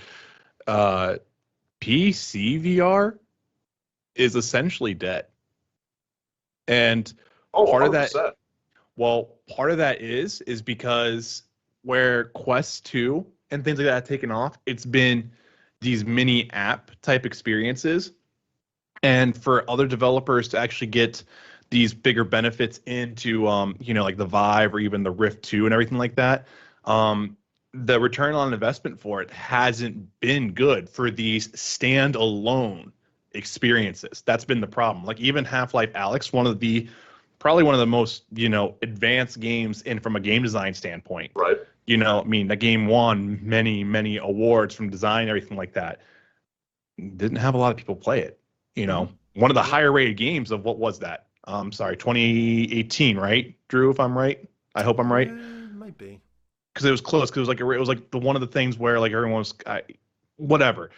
It was one of the highest rated games of the time then, but it didn't get played very well. There's a large barrier to entry. And I can almost guarantee you, Half-Life Alyx will be on PSVR 2. And that's the gambit there, Tom. That's where Sony is going to have this platform that is strong enough to let them have Valve, other big people who want to push the VR, Ready at Dawn from Facebook and everything like that. Just to kind of give an example here, they're going to have this platform to do that. But what they're telling their developers, their studios, is let's make these hybrid modes, because I played Hitman VR, and that's actually an extremely fun way to play it. And the great thing too is I'm playing the game. I'm not playing a curated experience like Arkham VR, which was like, the fourth entry in the Arkham series the fifth entry out of the Arkham series after Arkham Knight. it didn't have that. That was a very standalone experience there. Whereas, they're going to be making that type of stuff. And that's where I think it's kind of cool. It makes more sense that way. Because then you're also going to get those smaller developers who are going to come in with the, hey, VR fishing or VR free climb and stuff like that. You'll have that. You'll have the Sony in the middle of the road approach. And then you'll have the more hardcore publishings there. And I think that's what Sony's gambit is, if that makes more sense. And I bet you Team Asobi, I wouldn't be surprised if they're still going to do a dedicated VR experience. That still seems like something they would do, considering the success of Astrobot Rescue Mission. And speaking of Team Asobi, it's actually a good segue into Tom's topic. Go ahead. Okay, guys. Well, if you did not see, Herman Holst did quite a few statements on things ranging from talking about developer crunch, PC ports, Team Asobi, and much more. So, from a Game Informer article, Herman, let's focus first on single player. Herman was asked about narrative-driven games, specifically regarding the fact that we saw what was it, Drew? It was 20-some new game, 25? There are 25 new supposedly PlayStation titles supposedly in development, and there is a not insignificant number of them that are going to be multiplayer focused. Especially these partnerships, right? A lot of these Firewalk, Deviation, Right. So he was asked specifically about the future of the single-player narrative-driven game, considering this new world of games as a service and everything like that. So he said, quote, "When I pick up Returnal, I go straight back to that old experience on the Vectrex," he says. "But then I think, wow, so this is a very arcadey experience. But somehow we found a way to get a layered story on top of that. In Holst's eyes, what makes a good game, what a good, interesting game is in line with what PlayStation excels at. I say this as the head of PlayStation Studios, and that's kind of the games we're known for. A very meticulously crafted, beautifully directed story that takes place in a world that is really inviting to spend time in. That's some of the most joy I've had in games. That definitely speaks to the single-player, narrative-driven, character-based experience that I've worked on a lot myself, that I now work on with a lot of the great studios at PlayStation Studios." Yeah. So it seems very clear that he is not, he's doubling down and just saying, look, guys, anybody who's worried about the future of single player on our platform. And some are. And there's a lot of people who are. Not least of which that I think we've seen on Resetera. I know there was a lot of people there who were just, it's this is it. Sony's going to just go for the money grab. And well, there has been a lot of announcements in a row of multiplayer-focused stuff, so I get it a little bit. It's been a lot in a row. And one of the first games that they released for free was Destruction All-Stars. Yeah. Which, there's a lot. It's very clear that Sony is interested, and why wouldn't you be, in trying to create something that's esports or a part of the whole reason why they're even going into getting Capcom is because they want to have Street Fighter, because they want those multiplayer esports kind of titles, right, as well as something that's a games as a service where they can. I'm not going to say that they can sit back and make money, because these guys still do a lot of work on updating these games. But it's very clear that they want a piece of that pie too. But there's no reason why Sony, as much as we talked about how few studios they have, there's no reason why Sony can't do both. ¿Por qué no los dos? Mm-hmm. Yeah. Agreed. I'm happy you said it, and I'm not surprised. I was never worried myself. We see Horizon on screen right now. We know God of War is on the way.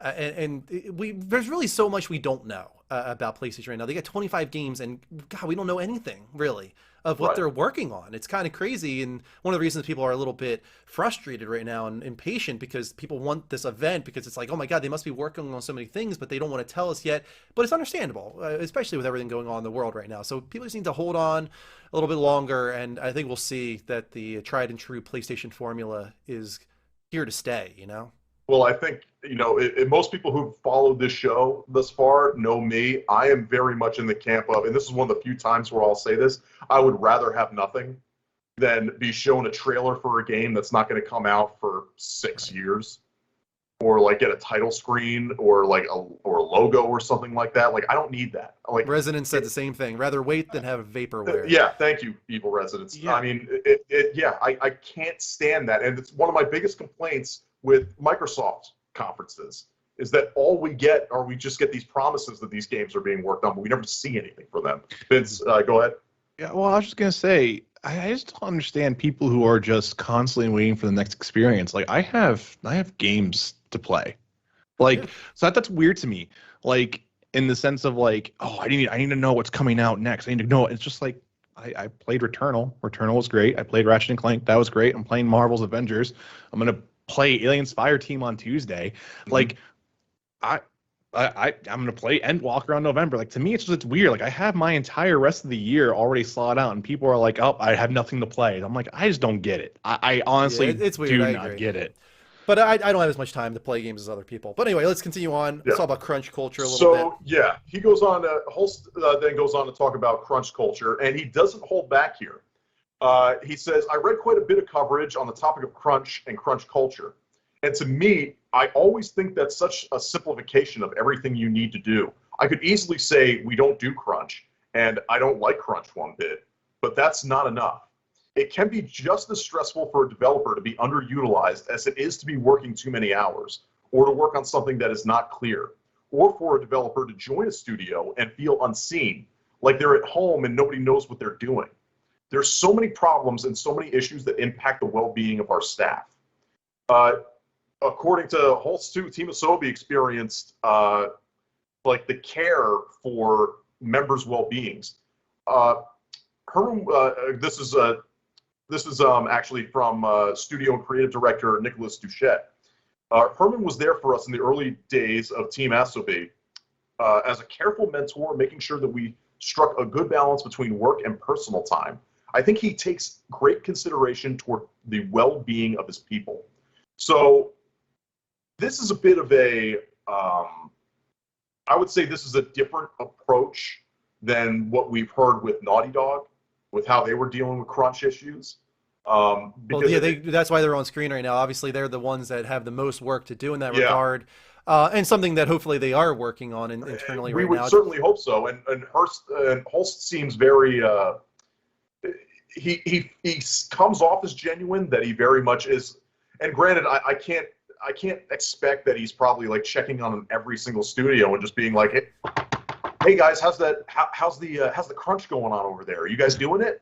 Like he's got better things to do likely than do something like that. But this is the pro of him being in that position. He worked in game development. Like he was at Guerrilla. He knows what crunch is like, I'm sure. Right. As almost anybody that is in this industry probably does know what crunch is. But you have to wonder, The Last of Us Part 2 factions. Like, where the hell is it, right? And you have to think that it might be because, hey, guys, maybe they're actually listening and not crunching their employees for once. Right. Here's the thing. If people start complaining that games take 6 years instead of 4, I'm going to flip out. Because this is why they're finally trying to respond to this, trying to make it right, potentially. And it's going to result in things like this happening. It's going to result in potentially shorter games or shorter development cycles because the games need to be smaller. Or if it's a large game, it might take a year or two longer because you don't have crunch. That is the side effect. So you need to understand that, and you need to be patient and allow these people to work on this internally. And I think we can all agree that it's not a simple fix of just saying like, we'll just hire more people. No. Because we've seen that having a studio with a million different people working on it does not necessarily guarantee success. Like, those still have to be quality people who are able to work well. Those are more people that you now need to manage. Exactly. It's not that simple. Yeah. Exactly. The bigger and bigger a team gets, the more crazy it becomes to try and manage all of that. Right. I can't even imagine what it's like trying to manage a game at Naughty Dog, because they don't just deal with the internal employees. They outsource so much. Neil Druckmann, I don't know how he does it, or anybody in those kind of positions as a creative director. But yeah, I think it's a great quote there from Herman, and it's true. There's a lot that goes into this. It's not even just about crunch. Heck, all the stories we heard about Hideo Kojima on Metal Gear Solid 5. I mean, he was so hands-on that they locked him into a room. So, all right, so we're gonna continue moving on here on Herman touching on the importance of Japan in Sony's identity. He says that Japanese games are the core to Sony's identity, despite rumors of the Tom, Wait, you come okay? back to us, Tom. Come back to us. Oh no, You're back. You're good. You're good. I'm good. You're good. Okay. He says, "quote I will say that we are in some ways very much a Japanese company still," says Holst. "That's our heritage. That's still part of who we are. We love our Japanese games." And then he's asked about the restructuring of Japan Studio and what that means for the future. But he was apparently very enthusiastic, continuing on with the Japanese development scene, saying, quote, "We're building out Team Asobi under Nicolas Duchet. So we're actually investing in that team. People forget sometimes that we have Polyphony Digital, which is a team in 2 locations. We are investing in our external development group out of Tokyo as well. And that's a team that has obviously worked with the likes of From Software and Kojima Productions." Name drops. So, Name drops. yeah, I'm sorry, sir. You dropped these. So we are very invested in Japanese development, and Japanese development is something that we love.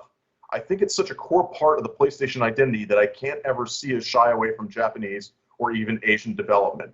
Then I ask you, Herman, why is Cat never part of anything that is PlayStation branded? Did you did buy that it? often. Let me ask you, Tom. Did you buy Gravity Rush 1 and 2? I bought Gravity Rush 1. I bought 1 and 2. I win. You win, because you a win. lot of on the people complain Vita. about this shit, but nobody bought those games, you guys. Nobody bought them. I bought Gravity Rush 1. I unfortunately did not buy Gravity Rush 2. Is it even still available?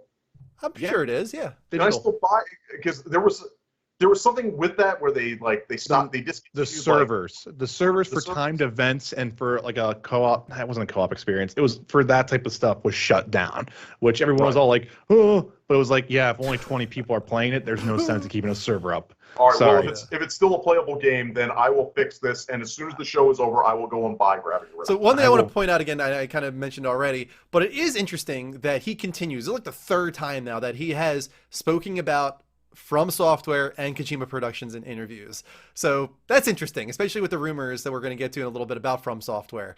Hopefully it means something. The other thing that I have seen people have a problem with, and I don't agree with this at all. There you go, Tom. Thank you, Vince. You're a good man. Team Asobi being head by a white guy.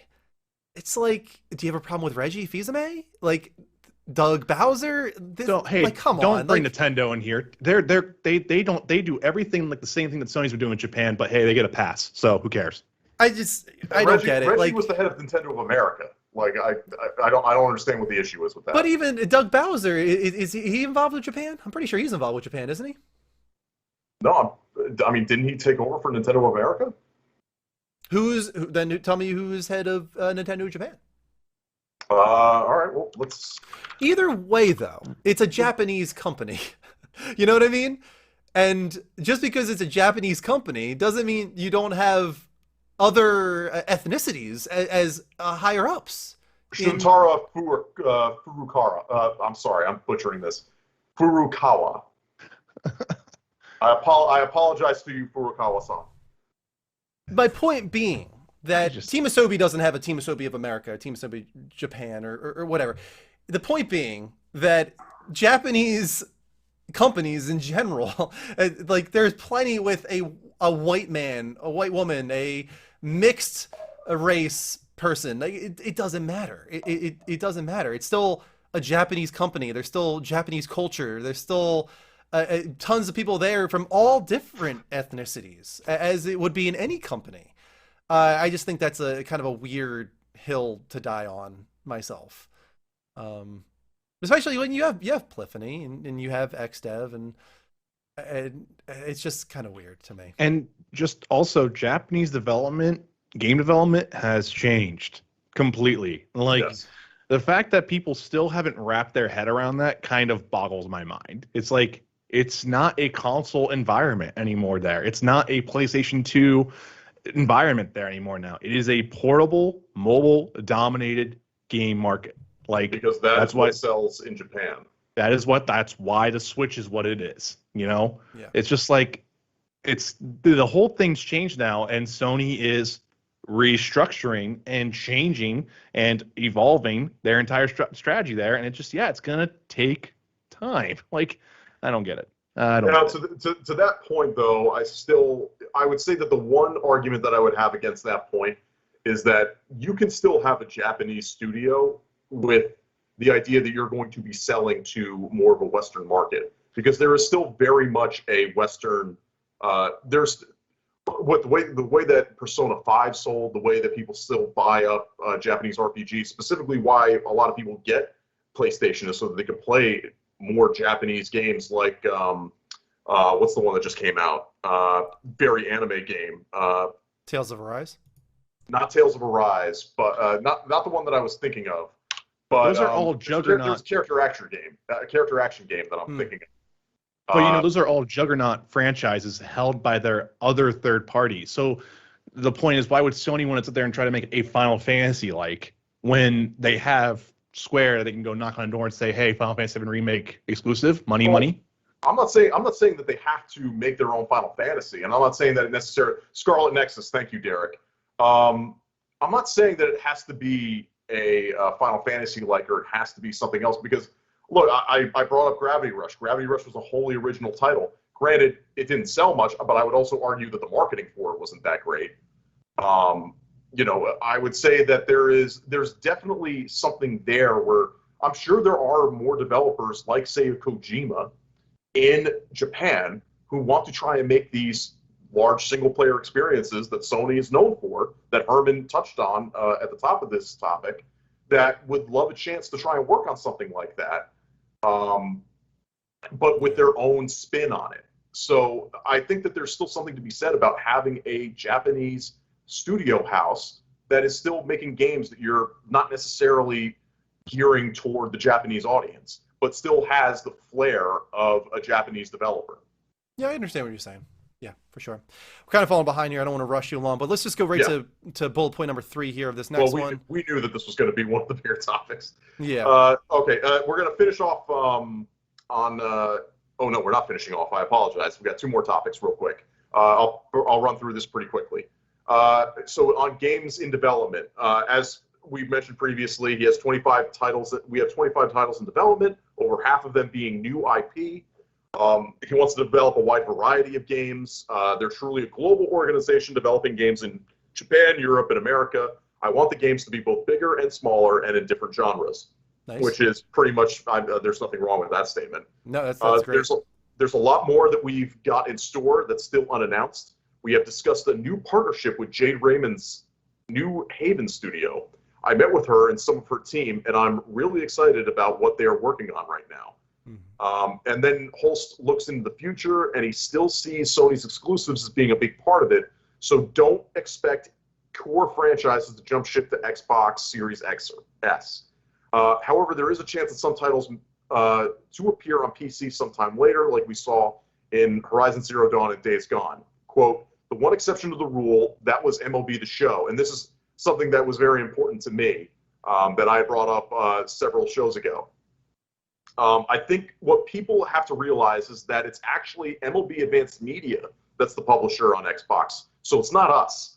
I honestly can't see us doing that with one of the platform-defining experiences that we're making at PlayStation Studios. So as we know, like MLB The Show was an extremely like unique situation, right? Considering the fact that Sony Advanced Media was very, very interested in expanding the reach of the show. They were not fans of the idea that they were not selling more copies that they could be if the game was multi-platform. Right. That's fine, and no surprise there. I almost didn't even need to be said. Like, yeah, the PlayStation exclusives are going to stay PlayStation exclusive. Besides PC, which we can actually talk about right now. There's a little bit of an interesting tidbit he said about PC and the stagger between release between the two of them. Yeah, he says that typically there have been about 2 years between the release on our platform and the PC platform. But you can rely on us to continue to create platform-defining exclusive content for the PlayStation. That's part of the reason why we exist. It's really important for us to squeeze the maximum out of the platform, to build showcases for the platform, and really let the audience see what these great features are contributing to the overall experience. So, look, the word typically there is important to me, right? Typically, there have been 2 years between the release. There's a It's almost like there's potential going to be a there that standard there. Yeah, it seems like he's leaving open the possibility that certain games, depending on what they are, maybe some of these multiplayer games or games as a service, they might think to maybe release those a little bit earlier than 2 years. But it seems like the current cycle that they are on, where they're going to wait at least 2 years before they release games out into the wild, is going to stay. And frankly, I mean, Drew, we mentioned this in the pre-show meeting. I think that's hitting the sweet spot right there. I think that's perfect. 2 years is perfect. PC guys I've seen are happy about it. They're like, yeah, I can wait 2 years. That's no problem. PlayStation guys are not going to feel like they're losing their exclusives, because I can tell you, I'm not waiting 2 years for the big PS exclusives. So yeah, that's the sweet spot. I think that works out very well. Yeah, 100%. And you know what? It's going to lead to a lot of guys who end up playing the game, getting everything that they could get out of it. Then it goes to PC, and then the modders have at it at that point. Yep. It probably breathes new life into the games. Yeah, Chubb Rock in chat says, come on, more PC ports. I think it's great. You're going to get more people becoming invested in these IPs. And I think Sony's hope is either they just make a little bit more money a couple years later after things have died down, or maybe they pull people in that are so diehard for these new IPs that they can't wait those 2 years, and they end up buying a PlayStation so that they can be there day one. It's a good strategy, in my opinion. Yeah. Very good strategy. Guys, let us take a quick commercial break. When we come back, we are getting into Vince's Pub Tank video game pitch. Very excited for that, so hold on tight. King Kurt will be back in just a little bit. Welcome back to Season 3, Episode 2 of Next Level Gamescast, the Level Up Network's monthly gaming talk show, live on Twitch at twitch.tv/levelupshow. On the fourth Sunday of every month. Make sure you never miss an episode. Hit that heart button here and turn on notifications so you get alerts whenever we go live, either variety gaming or talk shows. Myself, Wednesdays and Sundays. Vince and Tom as well, great streamers. Type in their commands in chat. Give them that follow, please. If you're watching or listening to this show as an archive, hit the subscribe button on YouTube. Follow on Apple Podcasts or Spotify. And, of course, become a part of the community even when we are not live on Discord at discord.gg/the Level Up Network. Right now, we are going to move on to our new seasonal segment called Pub Tank. Three of us making video game pitches, dream games of ours, and the other two being the investors, potentially picking up these games, helping out, becoming a voice of reason and also money. So last month, Tom made a great pitch. Very good. Very Dog great Days. pitch. Very great pitch. Both Vince and I did invest. I think we did 15%. I think we met halfway. Yeah, but how much did we each do? Was it 7.5 each? What was it? Or was it 10? No, you both did 10. We just It did, was each did 10. We combined. I was looking for 20 mil. You guys gave me the 20 mil, but both of you invested the same amount. Yeah. But it was for a higher percentage. But it was for a higher percentage. It was 10% each, I believe. Yeah, that sounds right. It was 10-10. So that means I am left with only $10 million left in my bank. Tom, you still have the full $20 million that you can invest. That's right. On today. Right. But let us welcome to the stage developer Vince with his game to pitch. Go ahead, Vince. You have this. You have the stage. Oh boy, my watch already said like, "Hey, are you stressed?" That's amazing. No worries, man. Yeah, I'm just gonna tell everyone here in the chat right now. This month has not. It's been a tough month for me with work, everything like that. So I don't have the polish that Tom had with his presentation. I don't have a fancy slideshow or anything like that. We're actually gonna be treating this more as a conversational piece here, just because I honestly didn't have a lot of time to actually really develop this. So and let it be known that the PowerPoint presentation that I did was not required. That was just me being excellent. No, not at all. No. Conversational sounds good. Let's do it. Yeah, so the idea that I wanted to kind of pitch at here was, we have survival horror games, right? We have survival horror games, action games, things like that, right? But we haven't had a survival horror sandbox platformer, And the game that I kind of thought up about this, the title was called Recur. And what the idea behind this was going to be a survival horror roguelike platformer in a sandbox type environment. And it's weird too because like you talk about like things that kind of affected you, and it's one of these things I've been kind of trying to unpack a little bit too. Is like for whatever reason, like I have this whole like twist on like Warrior Within in my own head with when I'm thinking about this. It's kind of bizarre. Um, but yeah, so the game would be to where you as a player would start off in this very central location every single time whenever you repeat the cycle.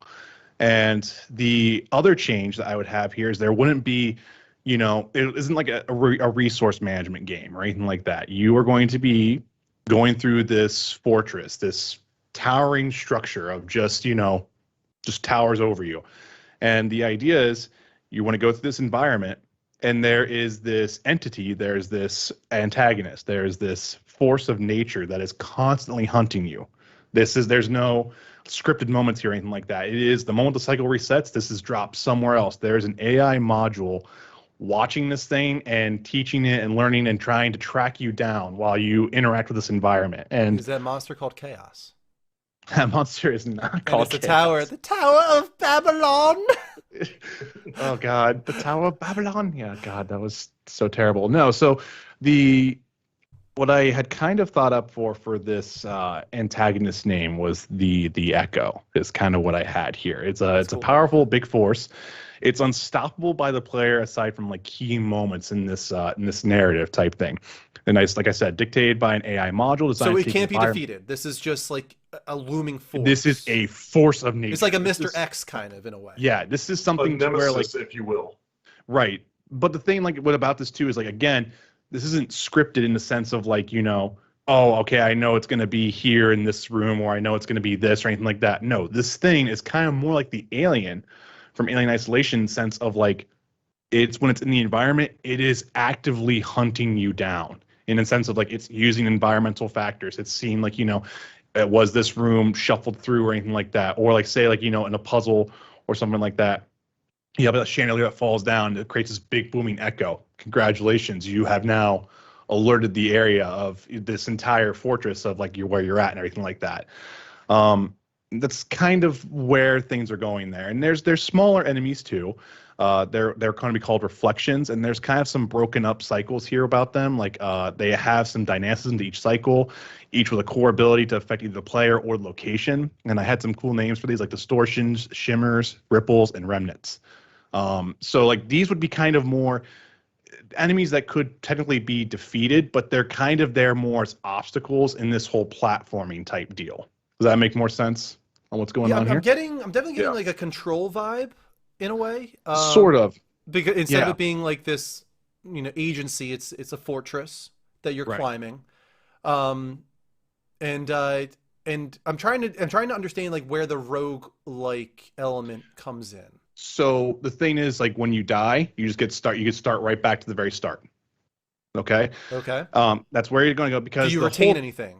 You will retain certain things. I didn't get to this part here, and I'm sorry about it, but the idea behind what the player control is going to be is it's going to be something very simplistic in the sense of a control screen. Like it's not going to be overly complex. It's not going to be you're going to learn an RPG skill tree or anything like that. It's pretty much what you have is kind of what you have. You just might get stuff that might benefits you later. You might get like a certain ability that might help you later, but it's not going to be like an overly like, crazy thing. Does that make sense? Like, say if you have a jump, right? You might get a double jump, but like you're not getting a triple jump. And the double jump you'll earn early on because it'll be part of like that kind of like training wheel type aspect of like the first type loop. And think of it as more kind of like how Returnal kind of does it in a way too, where it's like once you kind of like unlock it. I would assume that you're not going to put something back to the beginning of the game and they just have to go through everything again. It's nope. You unlock certain areas, you can get to them more quickly, I would assume. Actually, no, because that's the thing too, is the environment will completely shuffle around again too. Again, okay. That's why ability wise, you're not going to learn much. There's not going to be a lot of that like type of progression or negativity in that sense too. Like the idea is for you, once you get kind of into the flow of how the game controls, it's going to be more learning, okay, what does this enemy do? How do I avoid that? Or like, if there's an environmental factor, how do you kind of navigate that? It's going to be more like that. Because again, this is more of a platformer. It's not a action game where it's going to be like you have to learn these skills and you have that type of stuff. Right. So it's not quite like a let it die situation. It's more right. of a, okay.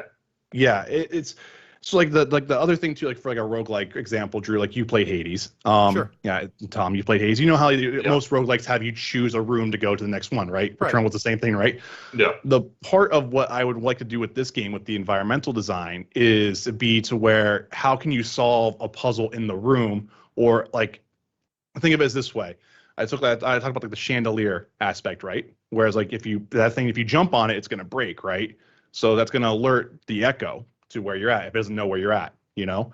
So the question is, how can the player navigate any of the physics objects, which everything in the level should be physically animated. You know, we're talking old school, very much everything can be manipulated around, right? And how do you get to the next room and stuff like that? Does that make sense? Mm-hmm. Right. So, I think what I'm needing what do you need? is a little bit more as far as like what is the story you're trying to tell, because you know me, I'm like a very narrative driven person, so for me to like kind of like feel like I want to invest, I need to know what idea, at least like some type of idea on what the story you're trying to tell is. So that is unfortunately the worst part of where I kind of didn't get to develop enough too, Okay. narrative wise. So the player's name that I came up with by doing some looking and everything like that, I came up with Kyklos. It's actually a Greek term for the cycles. It's Okay. actually a cycle for government, but cycle. The game is called recur. Everything's recurring. The primary enemy is the echo. Secondary is reflections. The location is kind of what I kind of figured out already was the Zodiac, was what I was going to call whatever the fortress or whatever building this was going to be, right? And you actually there's 12 fragments to collect in this building. Then that's what's going to lead you to the narrative stuff there. And by going through and collecting these fragments here, you're also going to find reverberations. Reverberations are the narrative aspect that I wanted to go for because it's not sci-fi, so I can't drop audio logs. You know what I'm saying? Like, I can't really do that in the sense of what I was thinking, but I wanted something to kind of have to where like this is going to affect you and the echo personally. It's like one of those like, sure, you learn something, but like then like the echo gets stronger in a way. Like it learns something else as well. So it's kind of like this whole like as you progress, the game gets more complicated in difficulty. Treated kind of like Insight and Bloodborne. Yeah. How like the more insight you have, like the more you kind of like see the world for what it is. Kinda, yeah. And like I said, this is where you're kind of seeing where I honestly just did not get enough time to kind of set aside What to actually I'm really develop this. also feeling could help me out a little bit is you said it's not sci-fi, but it kind of, when you were first pitching it, it felt like sci-fi to me. So now I'm curious, like what is the atmosphere that you're going for here? So like this is kind of where again I kind of opened up with atmosphere wise. It's weird to me because I'm trying to actually unpack this myself.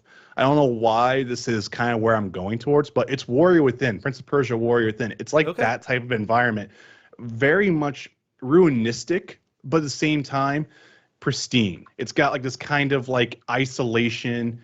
It's kind of Mm-hmm. elemental, if that makes more sense. It's much more kind of pulled back on that.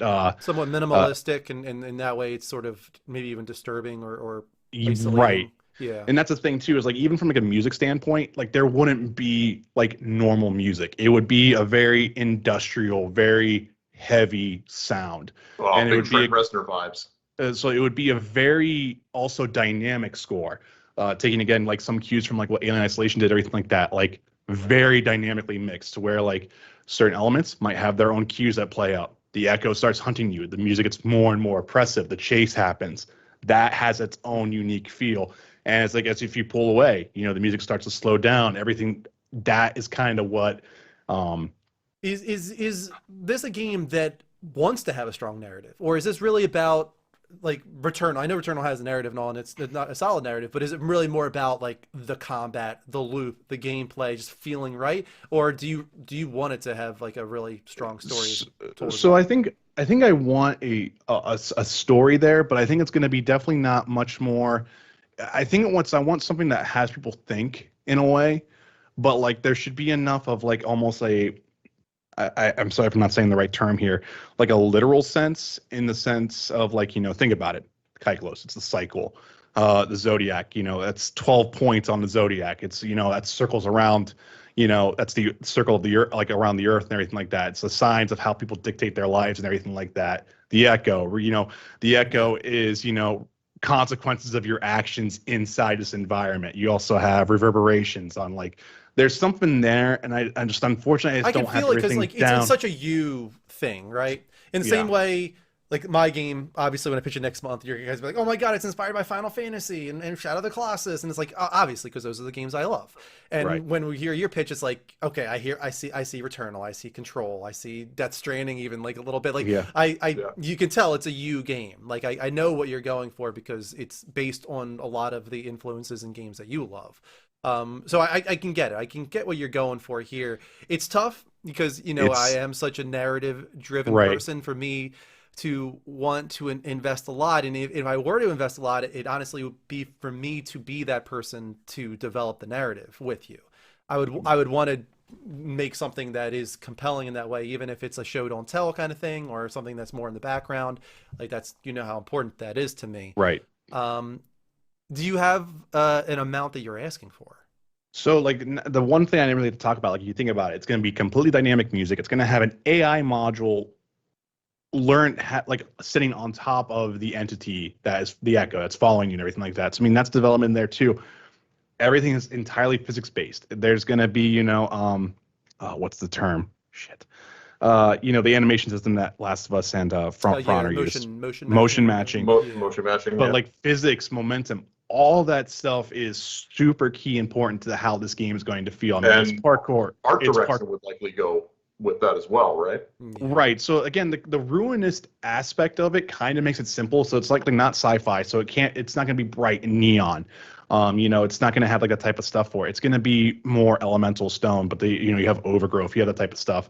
From an actual time of day and everything like that, I actually don't think very harsh lighting. It might just be very overcast, almost thunderstormy to where the lighting's going to very much come straight down from torches or just certain elements in the room.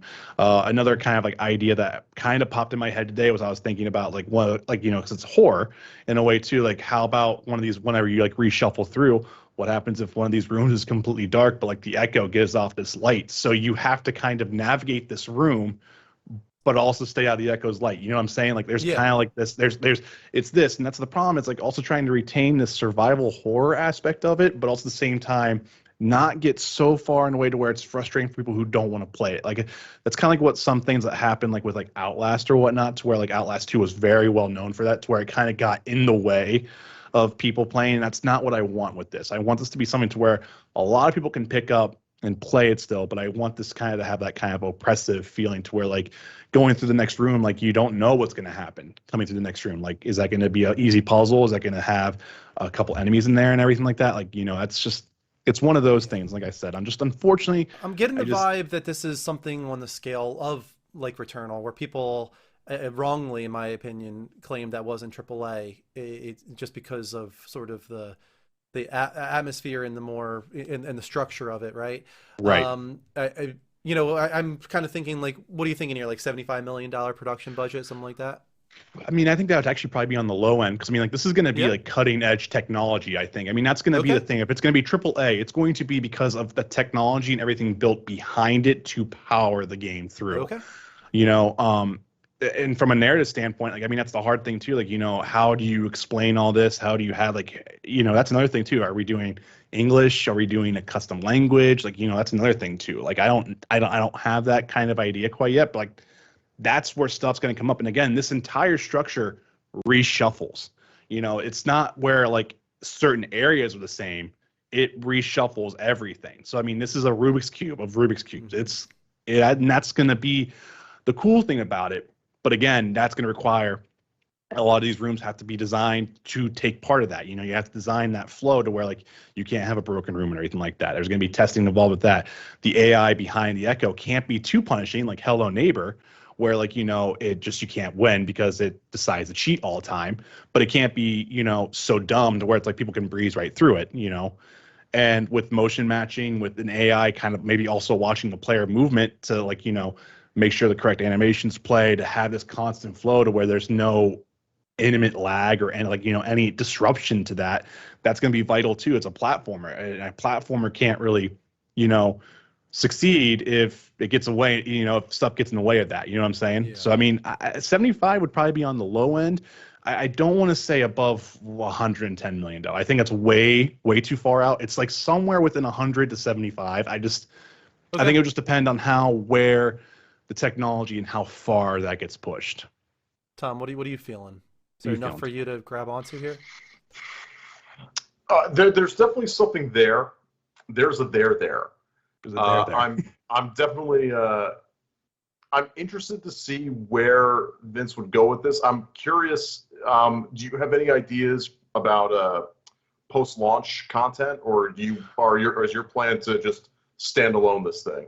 No, post-launch, I would definitely think there would definitely be elements that would be added into it. One of the other things I would really like to do is I would love to have a full suite of accessibility features, like a full out suite, something akin to what The Last of Us Part 2 did. Just again, because we're in this day and age to where more games need to be played by more people, and they should be able to be played by more people of all motor skills and everything like that. So that's another part of the thing there too.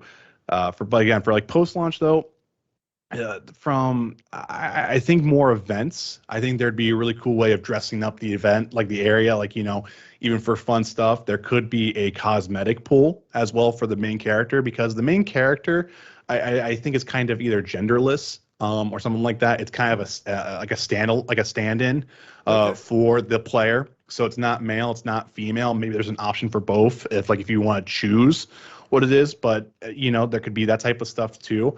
But this game has an end. This game would have an end, yes, I would think so. So any DLC that came out later expanding on it, it might tell additional story or just add in more areas to explore. I would say probably would add more to the environment, maybe add more enemies, and it would be something again that could be toggled, in the sense of like, here's the core experience, and then here is this secondary experience that you could add for more variety if you want to make the game more challenging. Point of view, I'm sorry, King Kurt brings that up very well. This is actually third person. I was specifically avoiding first person because of motion sickness. That's one thing I did know about with Mirror's Edge and everything like that. I do know a lot of people didn't play that game because of what that game just didn't let people play it. It was first person. You're running, you're jumping, you're vaulting, you're rolling. It's a disruptive experience for people, and I think third person's a more accessible option, in my opinion. Does that make sense? Yeah. No, that definitely makes sense. So I think if we're kind of getting the end here, I feel like there's a lot of risk involved here. There's a lot of risk. This is a risky project. Because I don't know if this is a franchise. I don't know really what the story that you're trying to tell is, although I would love to be a part of developing. Though it seems like a good part of this is going to be the development of the tech. Yeah.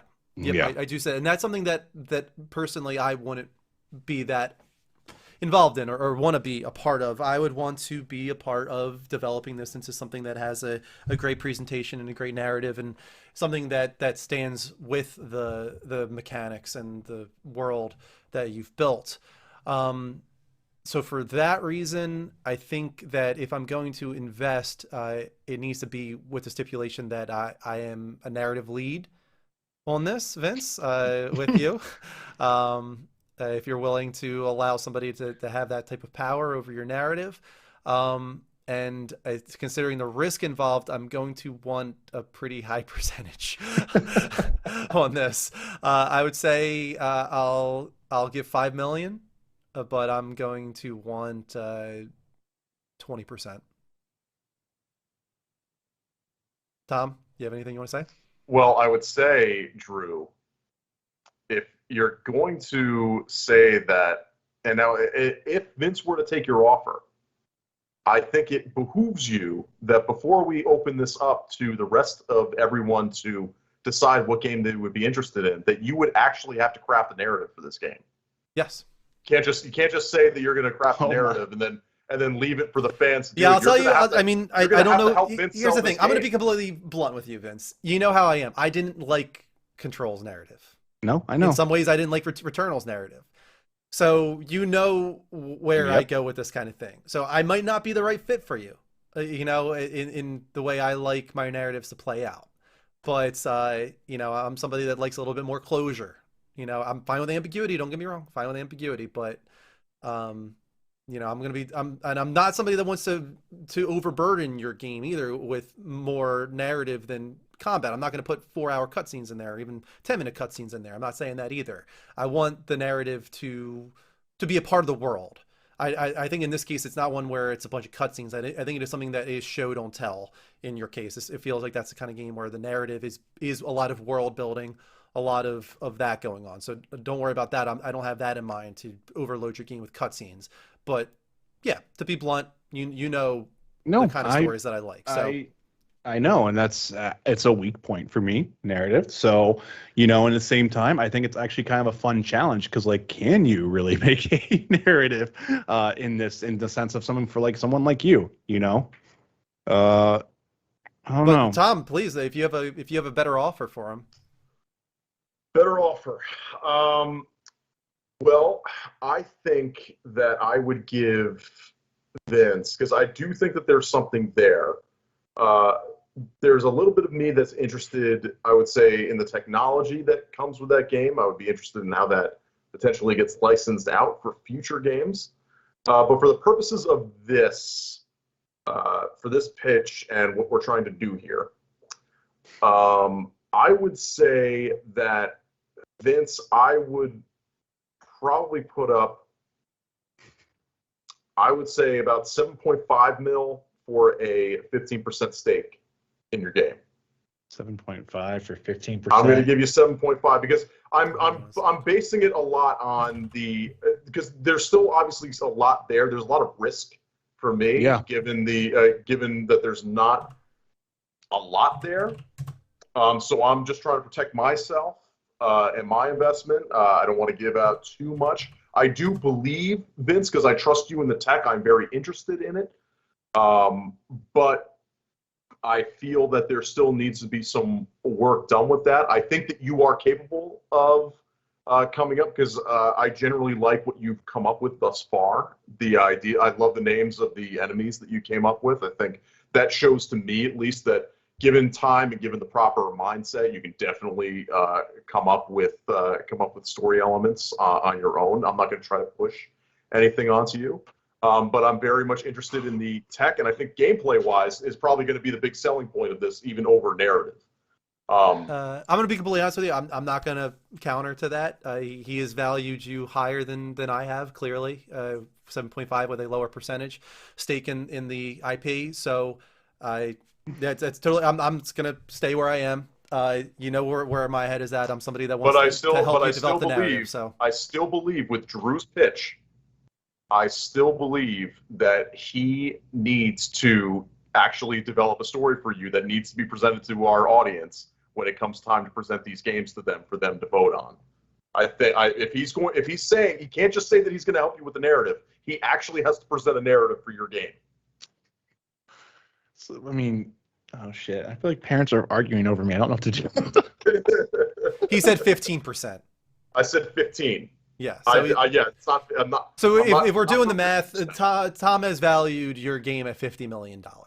Vince, I have valued it at 25, and I'm not saying it's going to take $25 million to develop your game.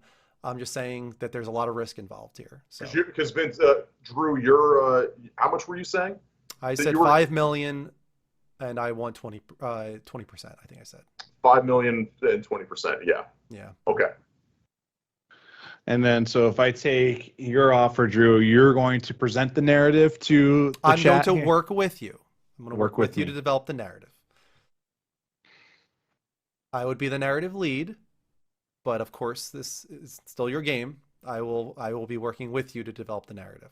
Hmm. Yeah. Side.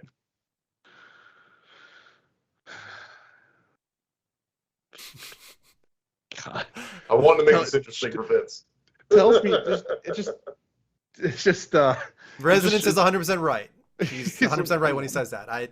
The story will not be told in journal entries. That is for damn sure. Yes. Sorry, you could tell how far out of my element I am with this. I'm like, wow. You don't have to take either of our offers either. Yeah, oh yeah, you can choose to walk away. If you want to walk 100%. away and just have this game be your own, that's fine. And then you keep 100% of the profits. Yeah.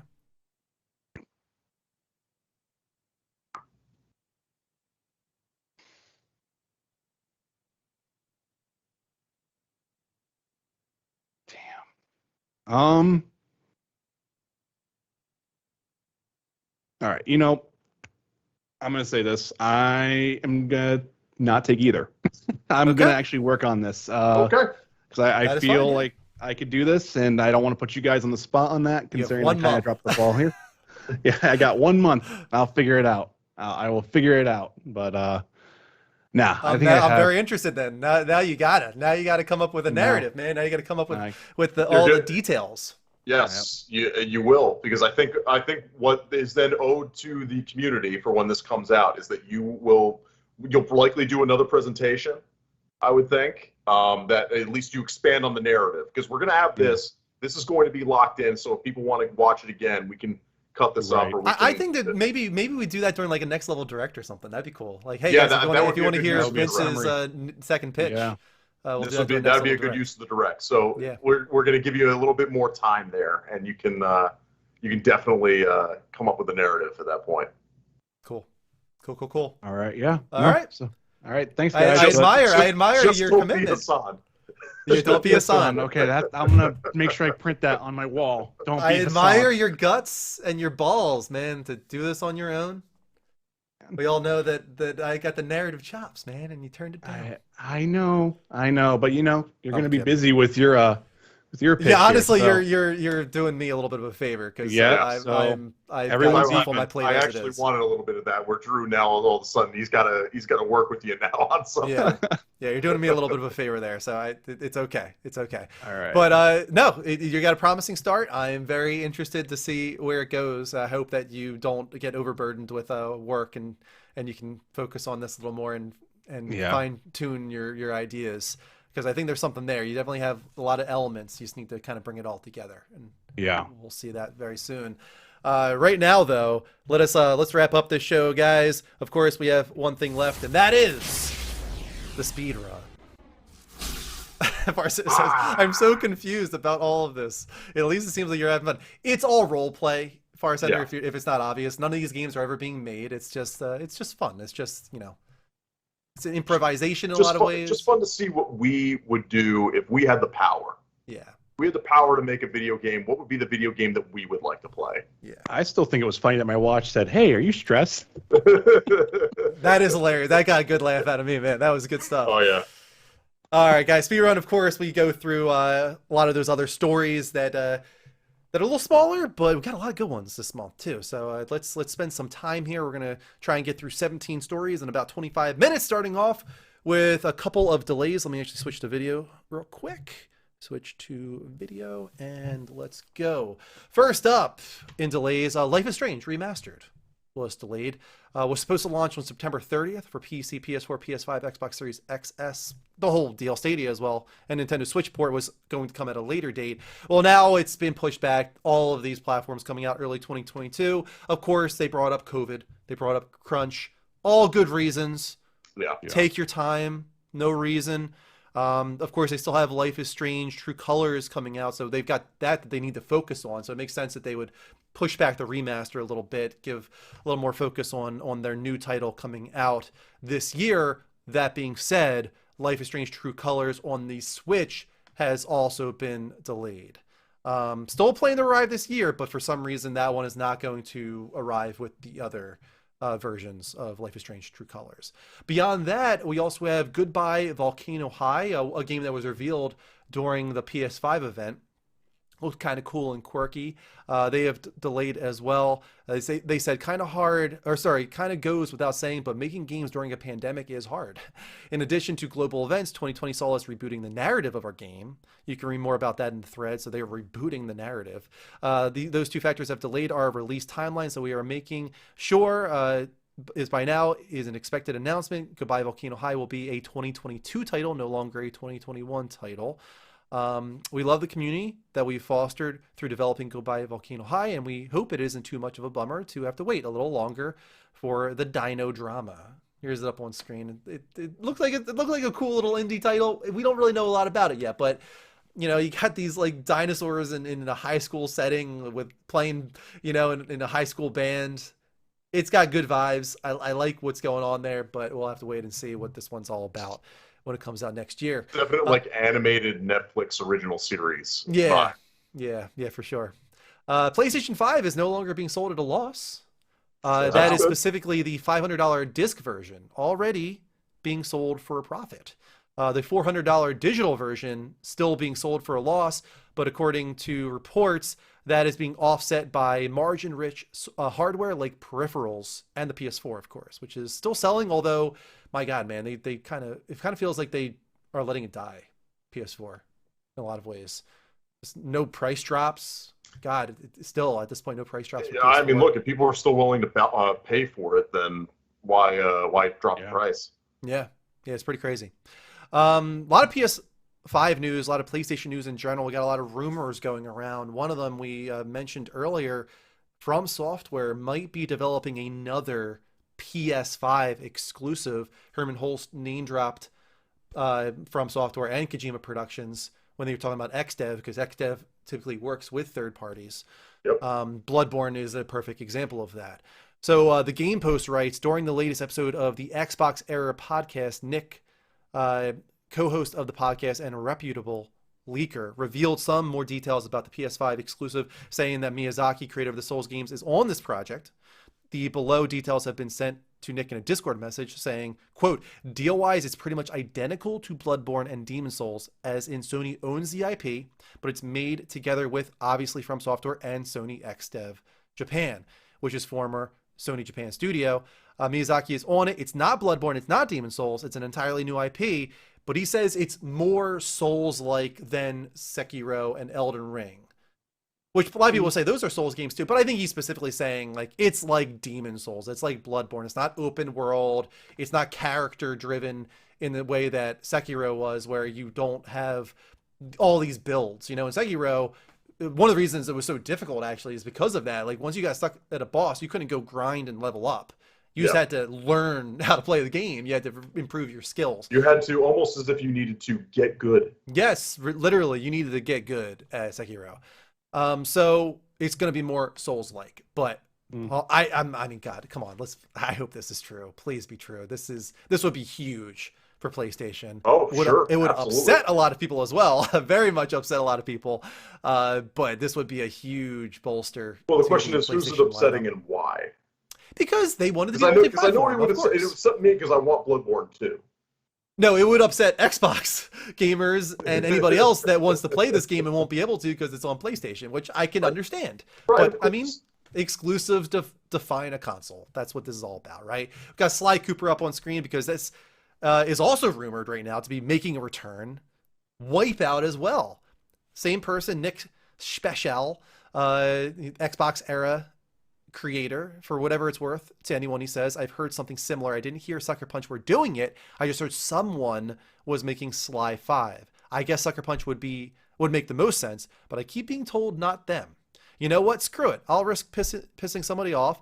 Don't want to get scooped again. Been told Wipeout is coming back as well. Planned to be a VR2 PS5 title. Most likely an XDev project. Makes perfect sense for PSVR too. Yeah, of course. Any racing title, if it doesn't have a VR mode, then why bother? Yeah. Why bother making the game? But going back to what you were saying earlier, Tom, I think Sly Cooper, a return with Sly Cooper makes a lot of sense right now with the success of Ratchet and Clank. I think it could work. Look, I think that. I think him. I think Jack and Daxter. I mean, the sky's the limit at this point for PlayStation IPs. I think at this point, especially classic ones, for them to come back in a big way. What's on your mind? I was going to say, isn't there a PlayStation Productions Sly Cooper show? I know there's been one for a while. Well, it's supposed to be a movie. The rumors are that it's becoming a TV series, but it's just rumors, I think, right now. But that's very much still in development hell. Yes, oh, without a doubt, yeah. But I mean, really, after the failure of Ratchet and Clank as a movie, it makes perfect sense that they would try and turn Yeah. that into a TV series instead. It makes a lot more sense that way. Vince and I talked earlier about if we think Sucker Punch truly is working on this, or if maybe they just started it off and passed it off. What do you think, Vince? Do you think Sucker Punch would actually do a second team on Sly Cooper? I mean, I think so, in the sense of we're kind of seeing Sony want to build up their internal like their internal teams to where uh, they kind of want that. They want that multi-project. You know, you release one game from this from a group, like a year or so later, you release the second project. That's what they've been kind of doing. It's what they tried to do with Naughty Dog, which kind of pulled back a little bit. Sucker Punch. Nate Fox has always kind of said it. He was against that, but that was a long interview a long time ago. Yeah. Things change.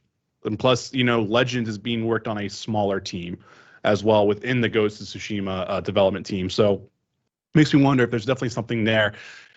Best case scenario, you know, yeah, it's fully Sucker Punch. The big, like the, you know, the one case I think is going to happen, I do think it's at least was developed by them, or the core aspect of it was developed. And if they hand it off to someone, I hope it's someone like, yeah, like Sanzaru, which I think is owned by Facebook now. I Oh, that's can't right. remember. They are. I think you're right. Can't remember. So, and then like really honestly, Sumo I think has the ability for it, but even then they were Sumo just got bought out by Tencent. Tencent. Yeah. So it makes me wonder if maybe that was stuff that was supposed to be happening, then things happened, and now we're kind of pulling back. Yeah, I don't know. Yeah. What? I'll have to wait and see. I hope it's true Yeah. though. I would love Sly Cooper to make a return. In the opposite end, Wild, a game that was announced way back, had one trailer with amazing rabbit animations, by the way, has been canceled, according to Jeff Grubb. He said, quote, "I can confirm that game is fully done. There is no Wild anymore. Wild is dead. I think Michael Ansel abandoned the project." Abandoned? God. Wild.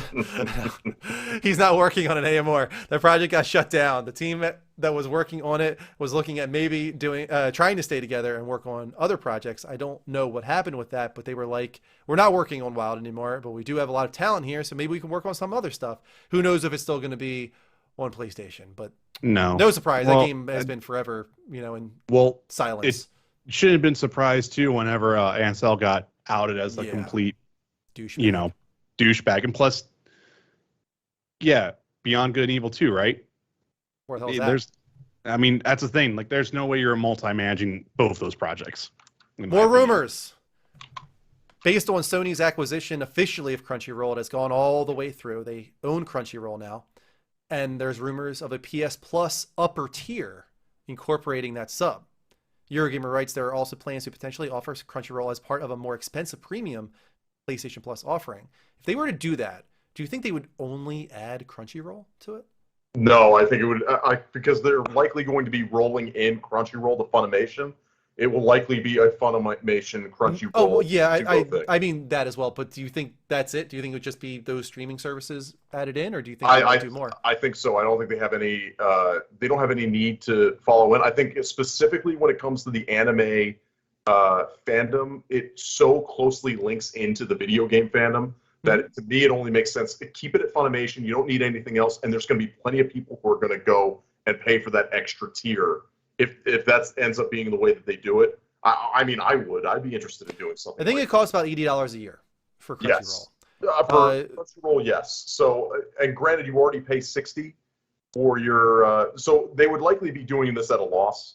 Yeah. If they did decide to do that, to try and like bundle together those two, but you know, I would place it probably at like maybe like 120. Yeah, that's what I was thinking as well. A lot of people want PS Now to be added in there as well, but God, if you add in PS Now, like what's the price going to be? Oh, PS Now, because at that point, then you're going to treat it like Game Pass, where they're going to be taking a massive loss on right, it. And can Sony handle that? Probably not. And granted, if you're going to be doing Crunchyroll, I mean, Crunchyroll's been trying to build up their own work with becoming their own studio and producing their own original content as of late.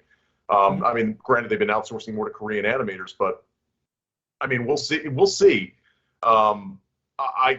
It seems like it's going to be a very interesting future with those two services. For sure.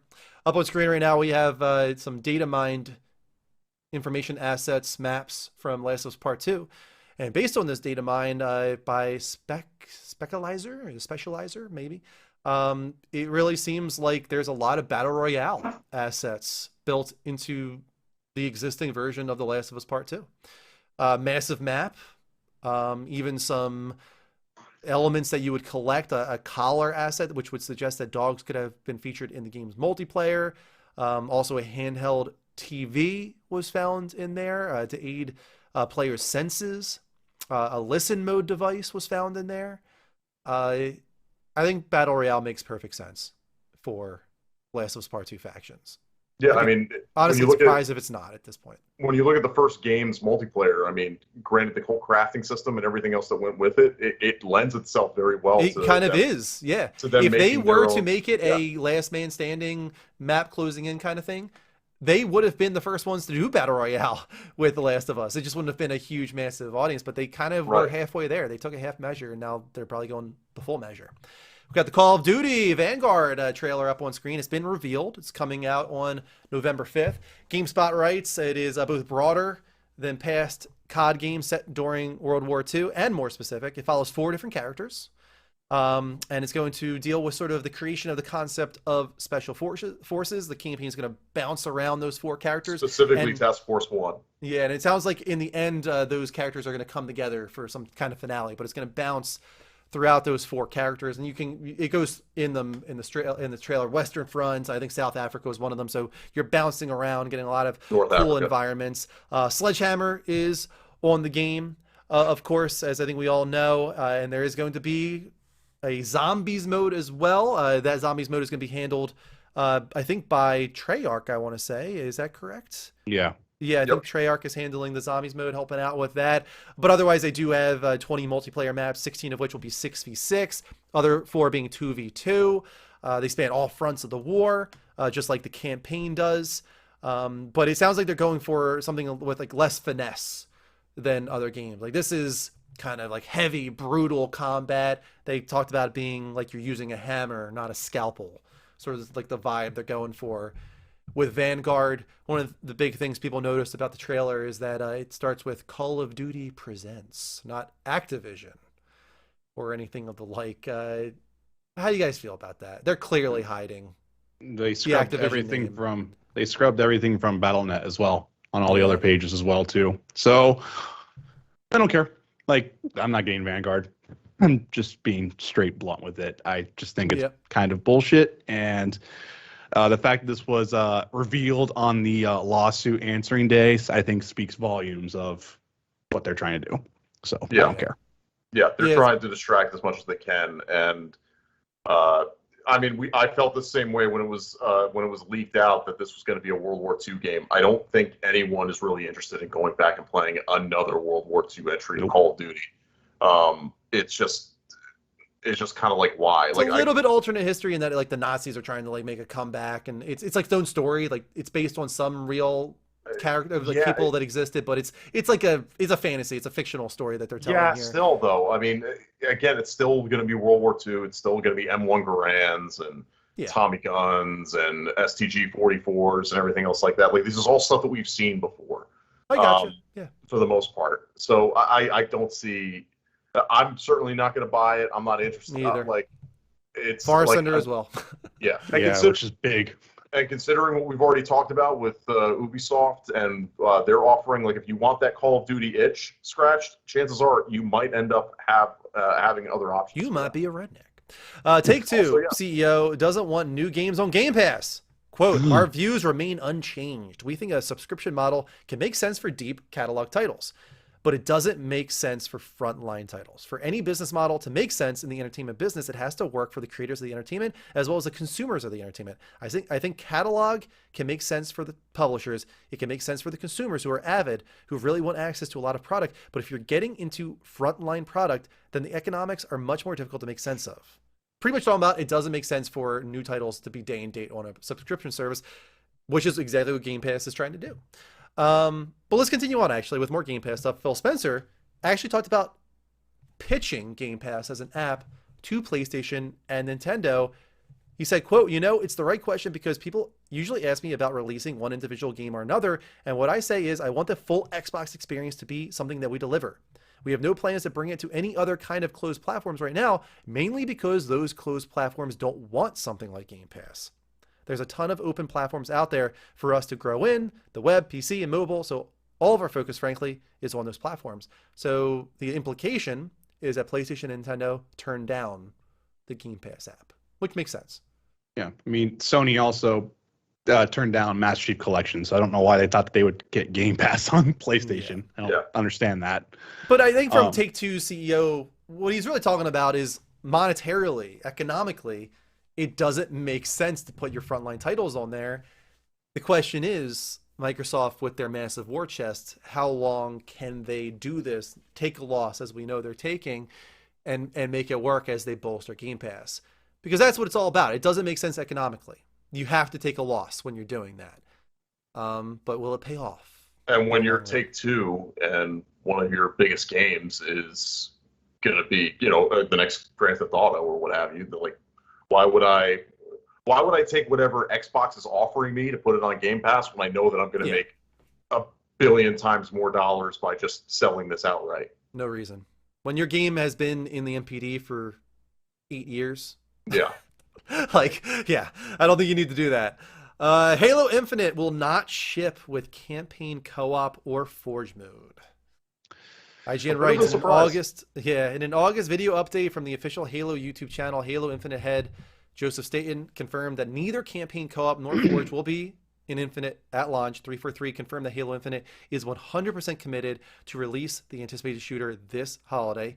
Campaign co-op has been a fixture of the Halo franchise, being able to play through the single-player campaign with a friend. Meanwhile, Forge is a unique experience where players can design their own game modes by creating custom maps, rules, and more. Forge is where some of the most creative player-generated modes have come from, some of which have gone on to become official Halo Online modes. Quote, unfortunately, as we focused the team for shutdown and really focused on a quality experience for launch, we made the really tough decision to delay shipping campaign co-op for launch, and we also made the tough call to delay shipping Forge past launch as well. The thing to remember is this game's already been delayed a year. Yeah. And they're still not making these for launch. I have seen a lot of people really upset about this. And we still don't even have a release date for this, for holiday 2021. I think they were waiting for Call of Duty to announce their release date. They now have that, so I would expect we will get Infinite's release date very, very soon. And I think it's interesting that you saw people who were very upset about this. I've seen the opposite more often than not. That's interesting. People who straight up just said, don't care about Forge, they don't even care about the campaign, let alone whether or not it's co-op. They just want to play the multiplayer. They just want esports. Yeah, multiplayer esports. I mean, that's going to be multiplayer is what it's about, right? It's what it's going to live off of. I mean, I'm down for it. I want to play a multiplayer. I'm hoping I get to the next flight, to be honest. If you're prioritizing, 100%, I agree. You prioritize multiplayer. Yeah.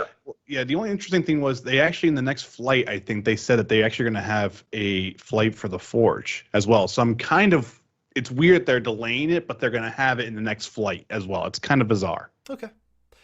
In the end, they need to get this game out this year. There's no ifs or buts about it. Like, you have to get this out this year, so this is how they're doing it. Yeah. And COVID's a bitch, so makes sense. Yeah. Spider-Man is still coming to Marvel's Avengers this year, Vince, according to senior game designer Scott Walters. Yes, we are still working on Spider-Man. We plan on releasing him this year, and we are still on track for that. Yeah, I have a PlayStation exclusive. I have a feeling for October or November, and I'm curious to see if he actually stays PlayStation exclusive. I have a feeling. Really? I have a feeling that's going to be the conversation that changes. I think he's either going to come to all platforms, and PlayStation users are going to get a shit ton of exclusive cosmetic stuff, or if he stays exclusive to the platform, then we're going to have two other characters drop with him for the other platforms. That makes more sense. It's just going to be timed. I'm sure Spider-Man will come everywhere eventually, either way. Yeah. Idris Elba is voicing Knuckles in the Sonic sequel movie. I love this so much. I absolutely love this. It's just most inspired casting. Of course, he tweets out the poster. I think we might skip the story, didn't we? Yeah, we did skip a story. Let me jump forward and then jump backwards again then. There it is. Let me get the poster up. Who cares how many Switches that Nintendo has sold? We'll get back to that in a moment. But yeah, I mean, not what I expected when I imagined the voice of Knuckles, but now that Idris Elba is announced as it, it's yeah, I hear it. Why not? I can imagine it. Such a And great actor. somebody took audio from the Suicide Squad and put it over Shadow and Idris talking, or Shadow and Knuckles talking Yeah. from that game. A conversation between John Cena and Idris, and you're able to hear Idris talking as Knuckles with Knuckles reacting, and it works. It works so well. Yeah, I believe it. I'm down for that. I liked the first movie. I thought it was fun. Didn't love it, but I thought it was a nice, fun time, especially with my daughter. So I'm looking Yeah. forward to the sequel. It's an Um, inoffensive movie, I would yeah, say. without a doubt, definitely an inoffensive movie. We skipped a Nintendo Switch story. Kind of crazy, actually, how well it is doing. 89 million units sold now. That means it has officially passed PS3 and Xbox 360. And with the pace that it's at, if they don't have a Switch 2 in the near future, I mean, this is heading towards Wii, and then even heading towards PS2. Is it possible? Do you think PS2 could meet its match? 155 at least, maybe even closer to 160 million PS2s were eventually sold. Could Nintendo Switch top that eventually? I mean, it's got a chance. It absolutely does. I mean, look, I mean, there's still plenty of people. I still don't own a Switch, so I mean, there's still plenty of chances for people to get out of there. And I've been rethinking that since Metroid Dread was announced. So, look, I mean, I think if Nintendo starts putting out more games geared toward people like me who love some of that old IP, who want something an experience, more experiences, like say the new Metroid, then I could definitely see that number going up. Yeah.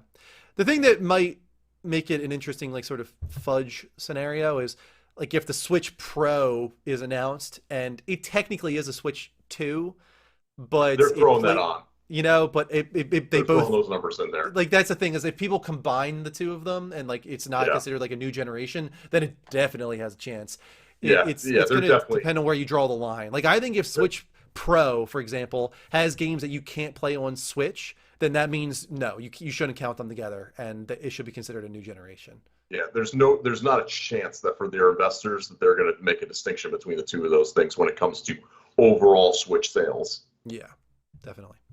Moving on, we've got a couple more stories here. Epic has now sunk $500 million into Epic Game Store. Won't make a profit until 2027. This comes up as a part of the whole Apple lawsuit going on right now. They were the ones, Apple, I think themselves, like that kind of announced this information, and to try and attack Epic in a way, saying that they're not going to be profitable for another 5 years at least.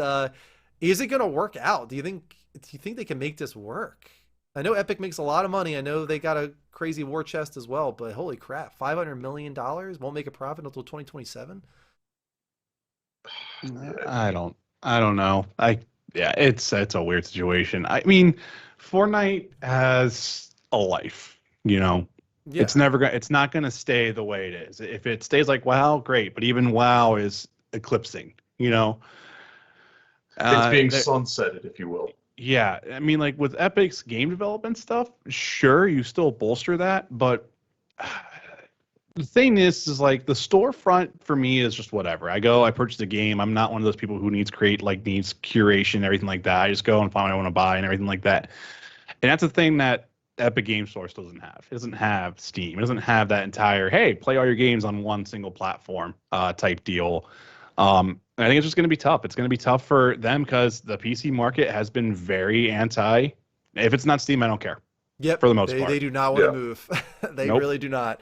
And it's the big thing of like if I'm an investor and I'm looking at Epic Game Store, I mean, I have to ask the question: where do I see Fortnite in 5 years? Like, is that still going to be the main thing that's going to be end up making that company money? And it's tough to say. I mean, the Ariana Grande concert was insane, though. Yeah, Like, Oh, it it was. was.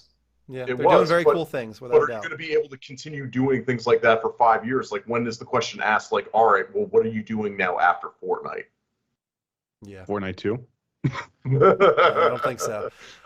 Coca-Cola has backed out as a sponsor for Overwatch League. That also includes Kellogg, State Farm, T-Mobile. They're just saying, that they're taking a step back to reassess, revisit in the future, kind of thing. Yeah, I mean, what is there to say? It's Yeah, it makes sense. it makes sense. When's Overwatch 2 gonna come now, you guys think? I don't think it's going Uh, to, Yeah. in the sense of How about not? like, so that's a thing too that's been talked about now with everything that's kind of like slammed the brakes at Activision right now, especially on Blizzard's side. The thing is, like, they were going to update the PvP aspect of Overwatch 1 to go to Overwatch 2, but then you're going to pay for Overwatch 2 to do the PvE environment type of stuff. So it makes no sense on what model they're trying to do there anyway. Plus, the most of the community is still kind of just pissed off they're doing the 5v5 thing. And the league itself has just been controversy after controversy, I feel like, in the last like month, like the last couple months, Tom. I mean, don't you agree? Like, I mean, just from from not only from the players, but just from like teams pulling out or venues. Just I don't know. I just don't see look, it. considering everything, and granted, we haven't spent a whole lot of time on this show or in direct necessarily going over the minutia of everything that's been going on with that story. But if you've been reading it, if you've consumed it in any way, you just know that the Activision brand right now is extremely toxic. The fact that they're removing their name from trailers shows that it's a That problem. they recognize it. They recognize it. This is a problem. That to me, I mean, going back to that story, it is a complete act of desperation for them to do that. Because how are you, as the developer of Call of Duty, how are you going to be able to remove Activision from that? Like, everybody knows Activision is making this game. You're not fooling anybody. Call of Duty presents Overwatch 2. We pretty much know at this point that Activision in and of itself, outside of Blizzard, Activision itself is just the Call of Duty studio. They're not making any other games. Like, so at this point, yeah, it's or the Activision, you know what I'm trying to say. But yeah, I mean, it makes perfect sense. And look, I think it's unfortunate, but as Denny said, rip Overwatch, because I don't see them coming back in any sort of way. I think Overwatch League is going to die a very slow death at this point, because I don't see anyone wanting to support it. And Valorant ate its lunch too. So GTA Trilogy Remaster is rumored. This will be interesting because supposedly it's being remastered using Unreal Engine. They're talking about doing a mix of new and old graphics, but trying to hold on to the identity of like it being a PS2 game. So they're not like reinventing it. They're not changing the mechanics. They're not making it feel like a new Grand Theft Auto, but they are putting in more work than just, hey, play it in 1080p or 4K. There's new assets, there's new character models supposedly. So it's an interesting hybrid is what it seems like. All three games combined into one package, probably like $60 value. Rumors that they're also doing the same thing, a remaster for Red Dead Redemption, which I'm totally down for. But yeah, we'll have to wait and see. Can't wait to try to fly the plane in Grand Theft Auto 3 again. Yeah, if you go back and play those fantastic. games, they haven't aged very well mechanically, that's for sure. Oh, So, mechanically, Drew, you remember trying to fly the plane in Grand Theft Auto 3? You couldn't. You yeah, had, so you had to like dive the nose like into the ground and then like pull up immediately. so are they going to Somehow you like have are they going to put any work into that, or are they really just going to leave that alone? Oh no, dude, you should leave that. Absolutely leave that. That's a part of gaming history. You don't touch that. Mechanically it should play exactly as it did back then, and you just update the character models, update the graphics, make them look better, but mechanically speaking, don't touch anything else. So many people, it's funny, like the chat really got going here. People were like reminiscing about Grand Theft Auto. Yeah. No. Not interested, Vince? Whenever you said, you're not going to improve mechanics, it's like, all right, cool. So I've been playing the same Rockstar game since Grand Theft Auto 3. Cool. All right. I just it needs updated. I'm sorry. They're not fun to play. They really are not anymore. Back then, sure. Now, absolutely not. Hot takes, you guys. Well, that is. Let's bring up the question, though. I am very curious about how they're going to handle the soundtracks. I agree. That's very important to Vice City for sure. You can't have that game without the soundtrack. That was why I love it so much. Nostalgia is almost entirely tied to the 80s atmosphere in the soundtrack for that one. So I hope they can figure that one out. But that is the speed run, and that is the show, ladies and gentlemen. Thank you so much for being a part of this episode of Next Level Gamescast. If you enjoyed the show, please join us again next month. Hit that heart button here at twitch.tv/levelupshow. Turn on notifications. Make sure you get those alerts whenever we go live. I'm on Wednesdays and Sundays. I'll be getting the Mass Effect 2 this week, finally. We also got Vince and Tom, of course, great streamers as well. The wager is still on, everybody. The wager's still on. I got until the end of April, so I got plenty of time. I'm going to do it. It's going to get done. Be prepared. Follow Vince and Tom as well. Use their commands and chats. They'll be streaming this week, I'm sure, as well. Tom's wrapping up Ratchet and Clank, Rift Apart. Vince, still War for Wakanda, or? So, yeah, it'll probably be War for Wakanda, but then we're going to take a little peek into Aliens Fire Teams. Ooh. Fire team. Yeah, fire team. Interesting. Also, please, guys, get on our Discord. As always, take part in Fake Fans, take part in Halftime Hedge, all the good stuff. Discord.gg/The Level Up Network. Also, if you're listening to this or if you're watching this on YouTube, please hit that sub button. Follow us on Spotify or Apple Podcasts, all that good stuff. We are coming into the last month of the season, so next month we'll actually announce what Season 4 is all about. We'll talk about what the prizes are, so make sure you try and earn those seasonal points. Take part in all the different segments, guys. Take part in everything you can. Get seasonal points because the top 3 will be getting prizes. As always, lastly, we do have major shout-outs. Tom, take it away. That's right, Drew. We must thank those who go above and beyond to support this show and make it possible. Our producers supporting at $25 and above, either here on Twitch or on Patreon. They are Norwegian Yeller, otherwise known as Store, Agent Vincent 4756. Hey, I know that guy. He's just like Michael Richards, produces the show and hosts. Oh, jeez. Not anymore. Not anymore. He's out. He's out. Anymore. They should obviously grab me with my amazing skills as video game Jeopardy host. They should be grabbing me. We got Boz023S and Duroc11. Oh, shit. Way to go. Oh, my. It's just when we thought it is over. They pull us back in. All right, well. I love it. Duroc, literally just as you announce his name, producer of the show, as a tier 3 sub, he comes in with a $30 tip so we can have a half hour of after show, just chill out, listen to some music, talk a little bit more. So to everybody watching right now, we will have our credits, but right after that, stick around because Vince and I will be coming back to talk with you guys and just hang out a little bit. But that is a wrap on Season 3, Episode 2 of Next Level Gamescast. One down and many, many more to go in this season. But that's not all. We do have one more level. It's not over yet, Snake. It's not over yet. Each episode of Next Level Gamescast ends with a final word. And Vince, I know, wanted to take the floor this month. Go ahead, Vince. I did. And you know what? I'm going to say it. Say it. There's a feeling that I've gotten, and I'm kind of getting really pissed off by it. It's annoying, it's frustrating, and it's just a thing that I just want to rip out from the internet and throw into the oblivion void.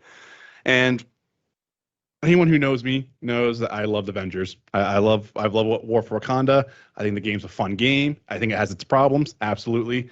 But, you know, at the end of the day, I still think it's a fun game. And I gotta say, I'm getting sick and fucking tired of seeing on their official Twitter account all these people wanting to sit there and say, dead game, this and that, blah, blah, blah, soulless game, cash grab, and everything like that. It is the most ridiculous thing I have ever seen people just take apart on.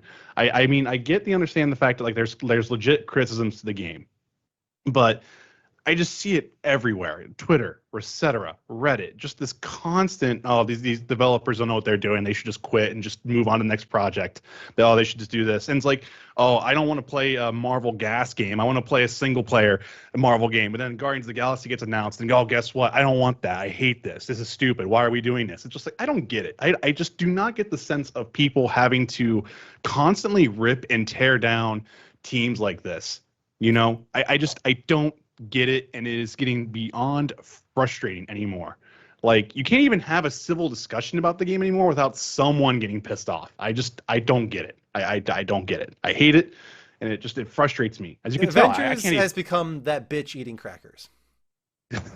Very much. Yeah, that's probably the best way to describe it. It is very much the bitch eating crackers of video games. What sucks though is that like there's just this absolute will for it to die, and I just do not understand it. Like I understand not liking a game, but like there are people who go out of their way to just constantly shit on this, and I'm just like, I don't get it. Like if you don't like it, leave, go away. Like I don't understand it anymore. It's so frustrating to me. Like Exhausting. even from the reveal trailer, when we saw that, whenever we were all kind of seeing that at E3, it was just instantly, oh, these character models are like shit.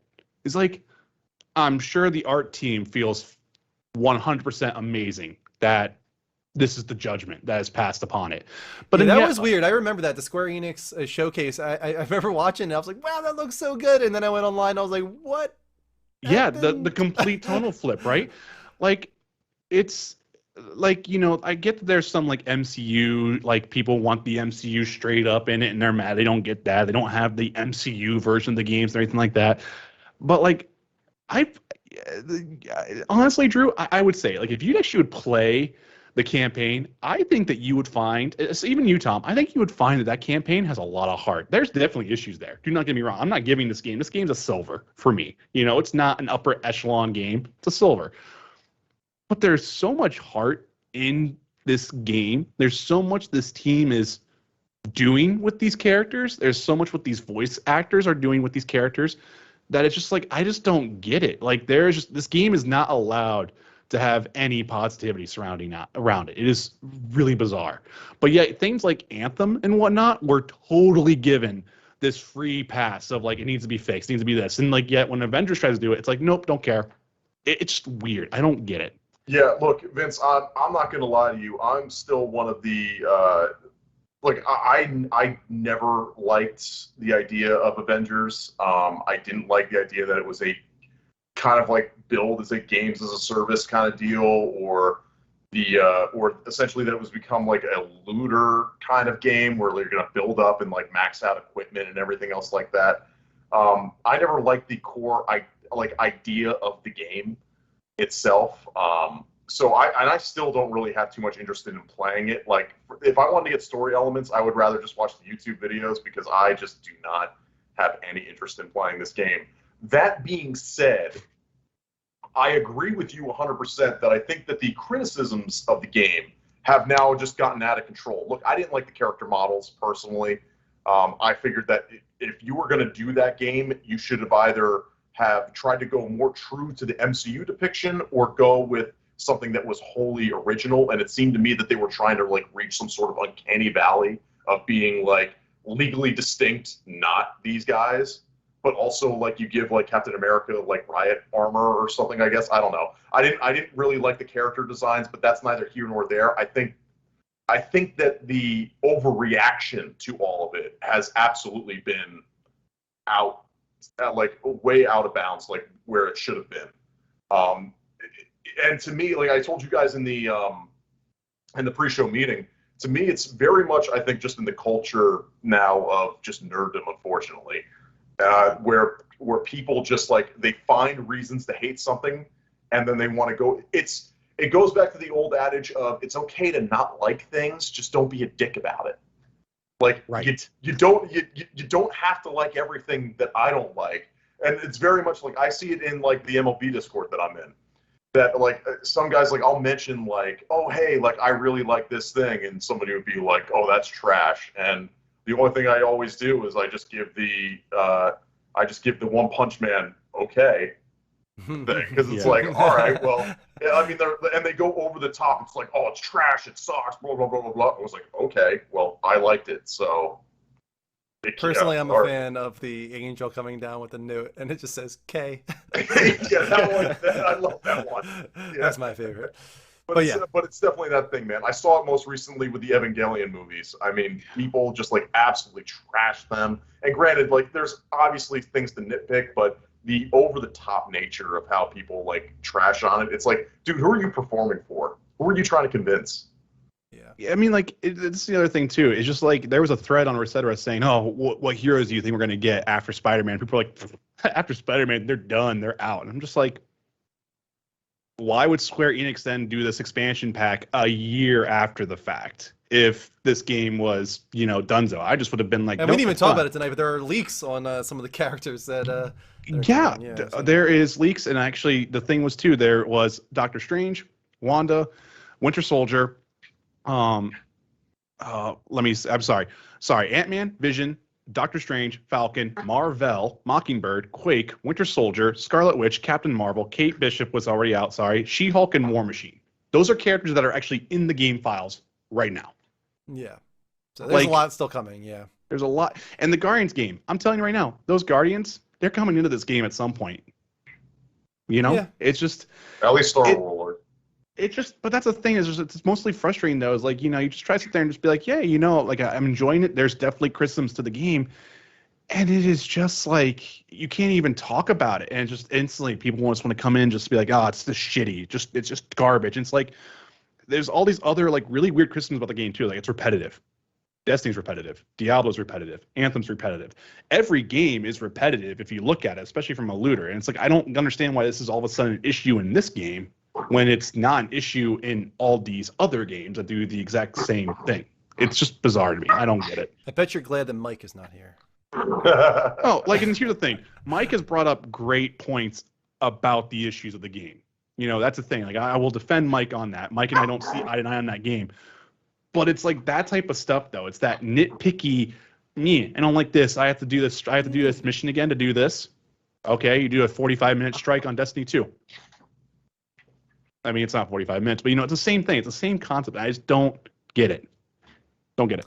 Let's get Tom out of here so he can get some sleep. Sorry, Yes. Tom. Guys, No, it's all good. that is it for Next Level Gamescast. We do have after show, and we did hit our goal, so I'm just going to do this goal wheel spin real quick while we have 25 people still in the room.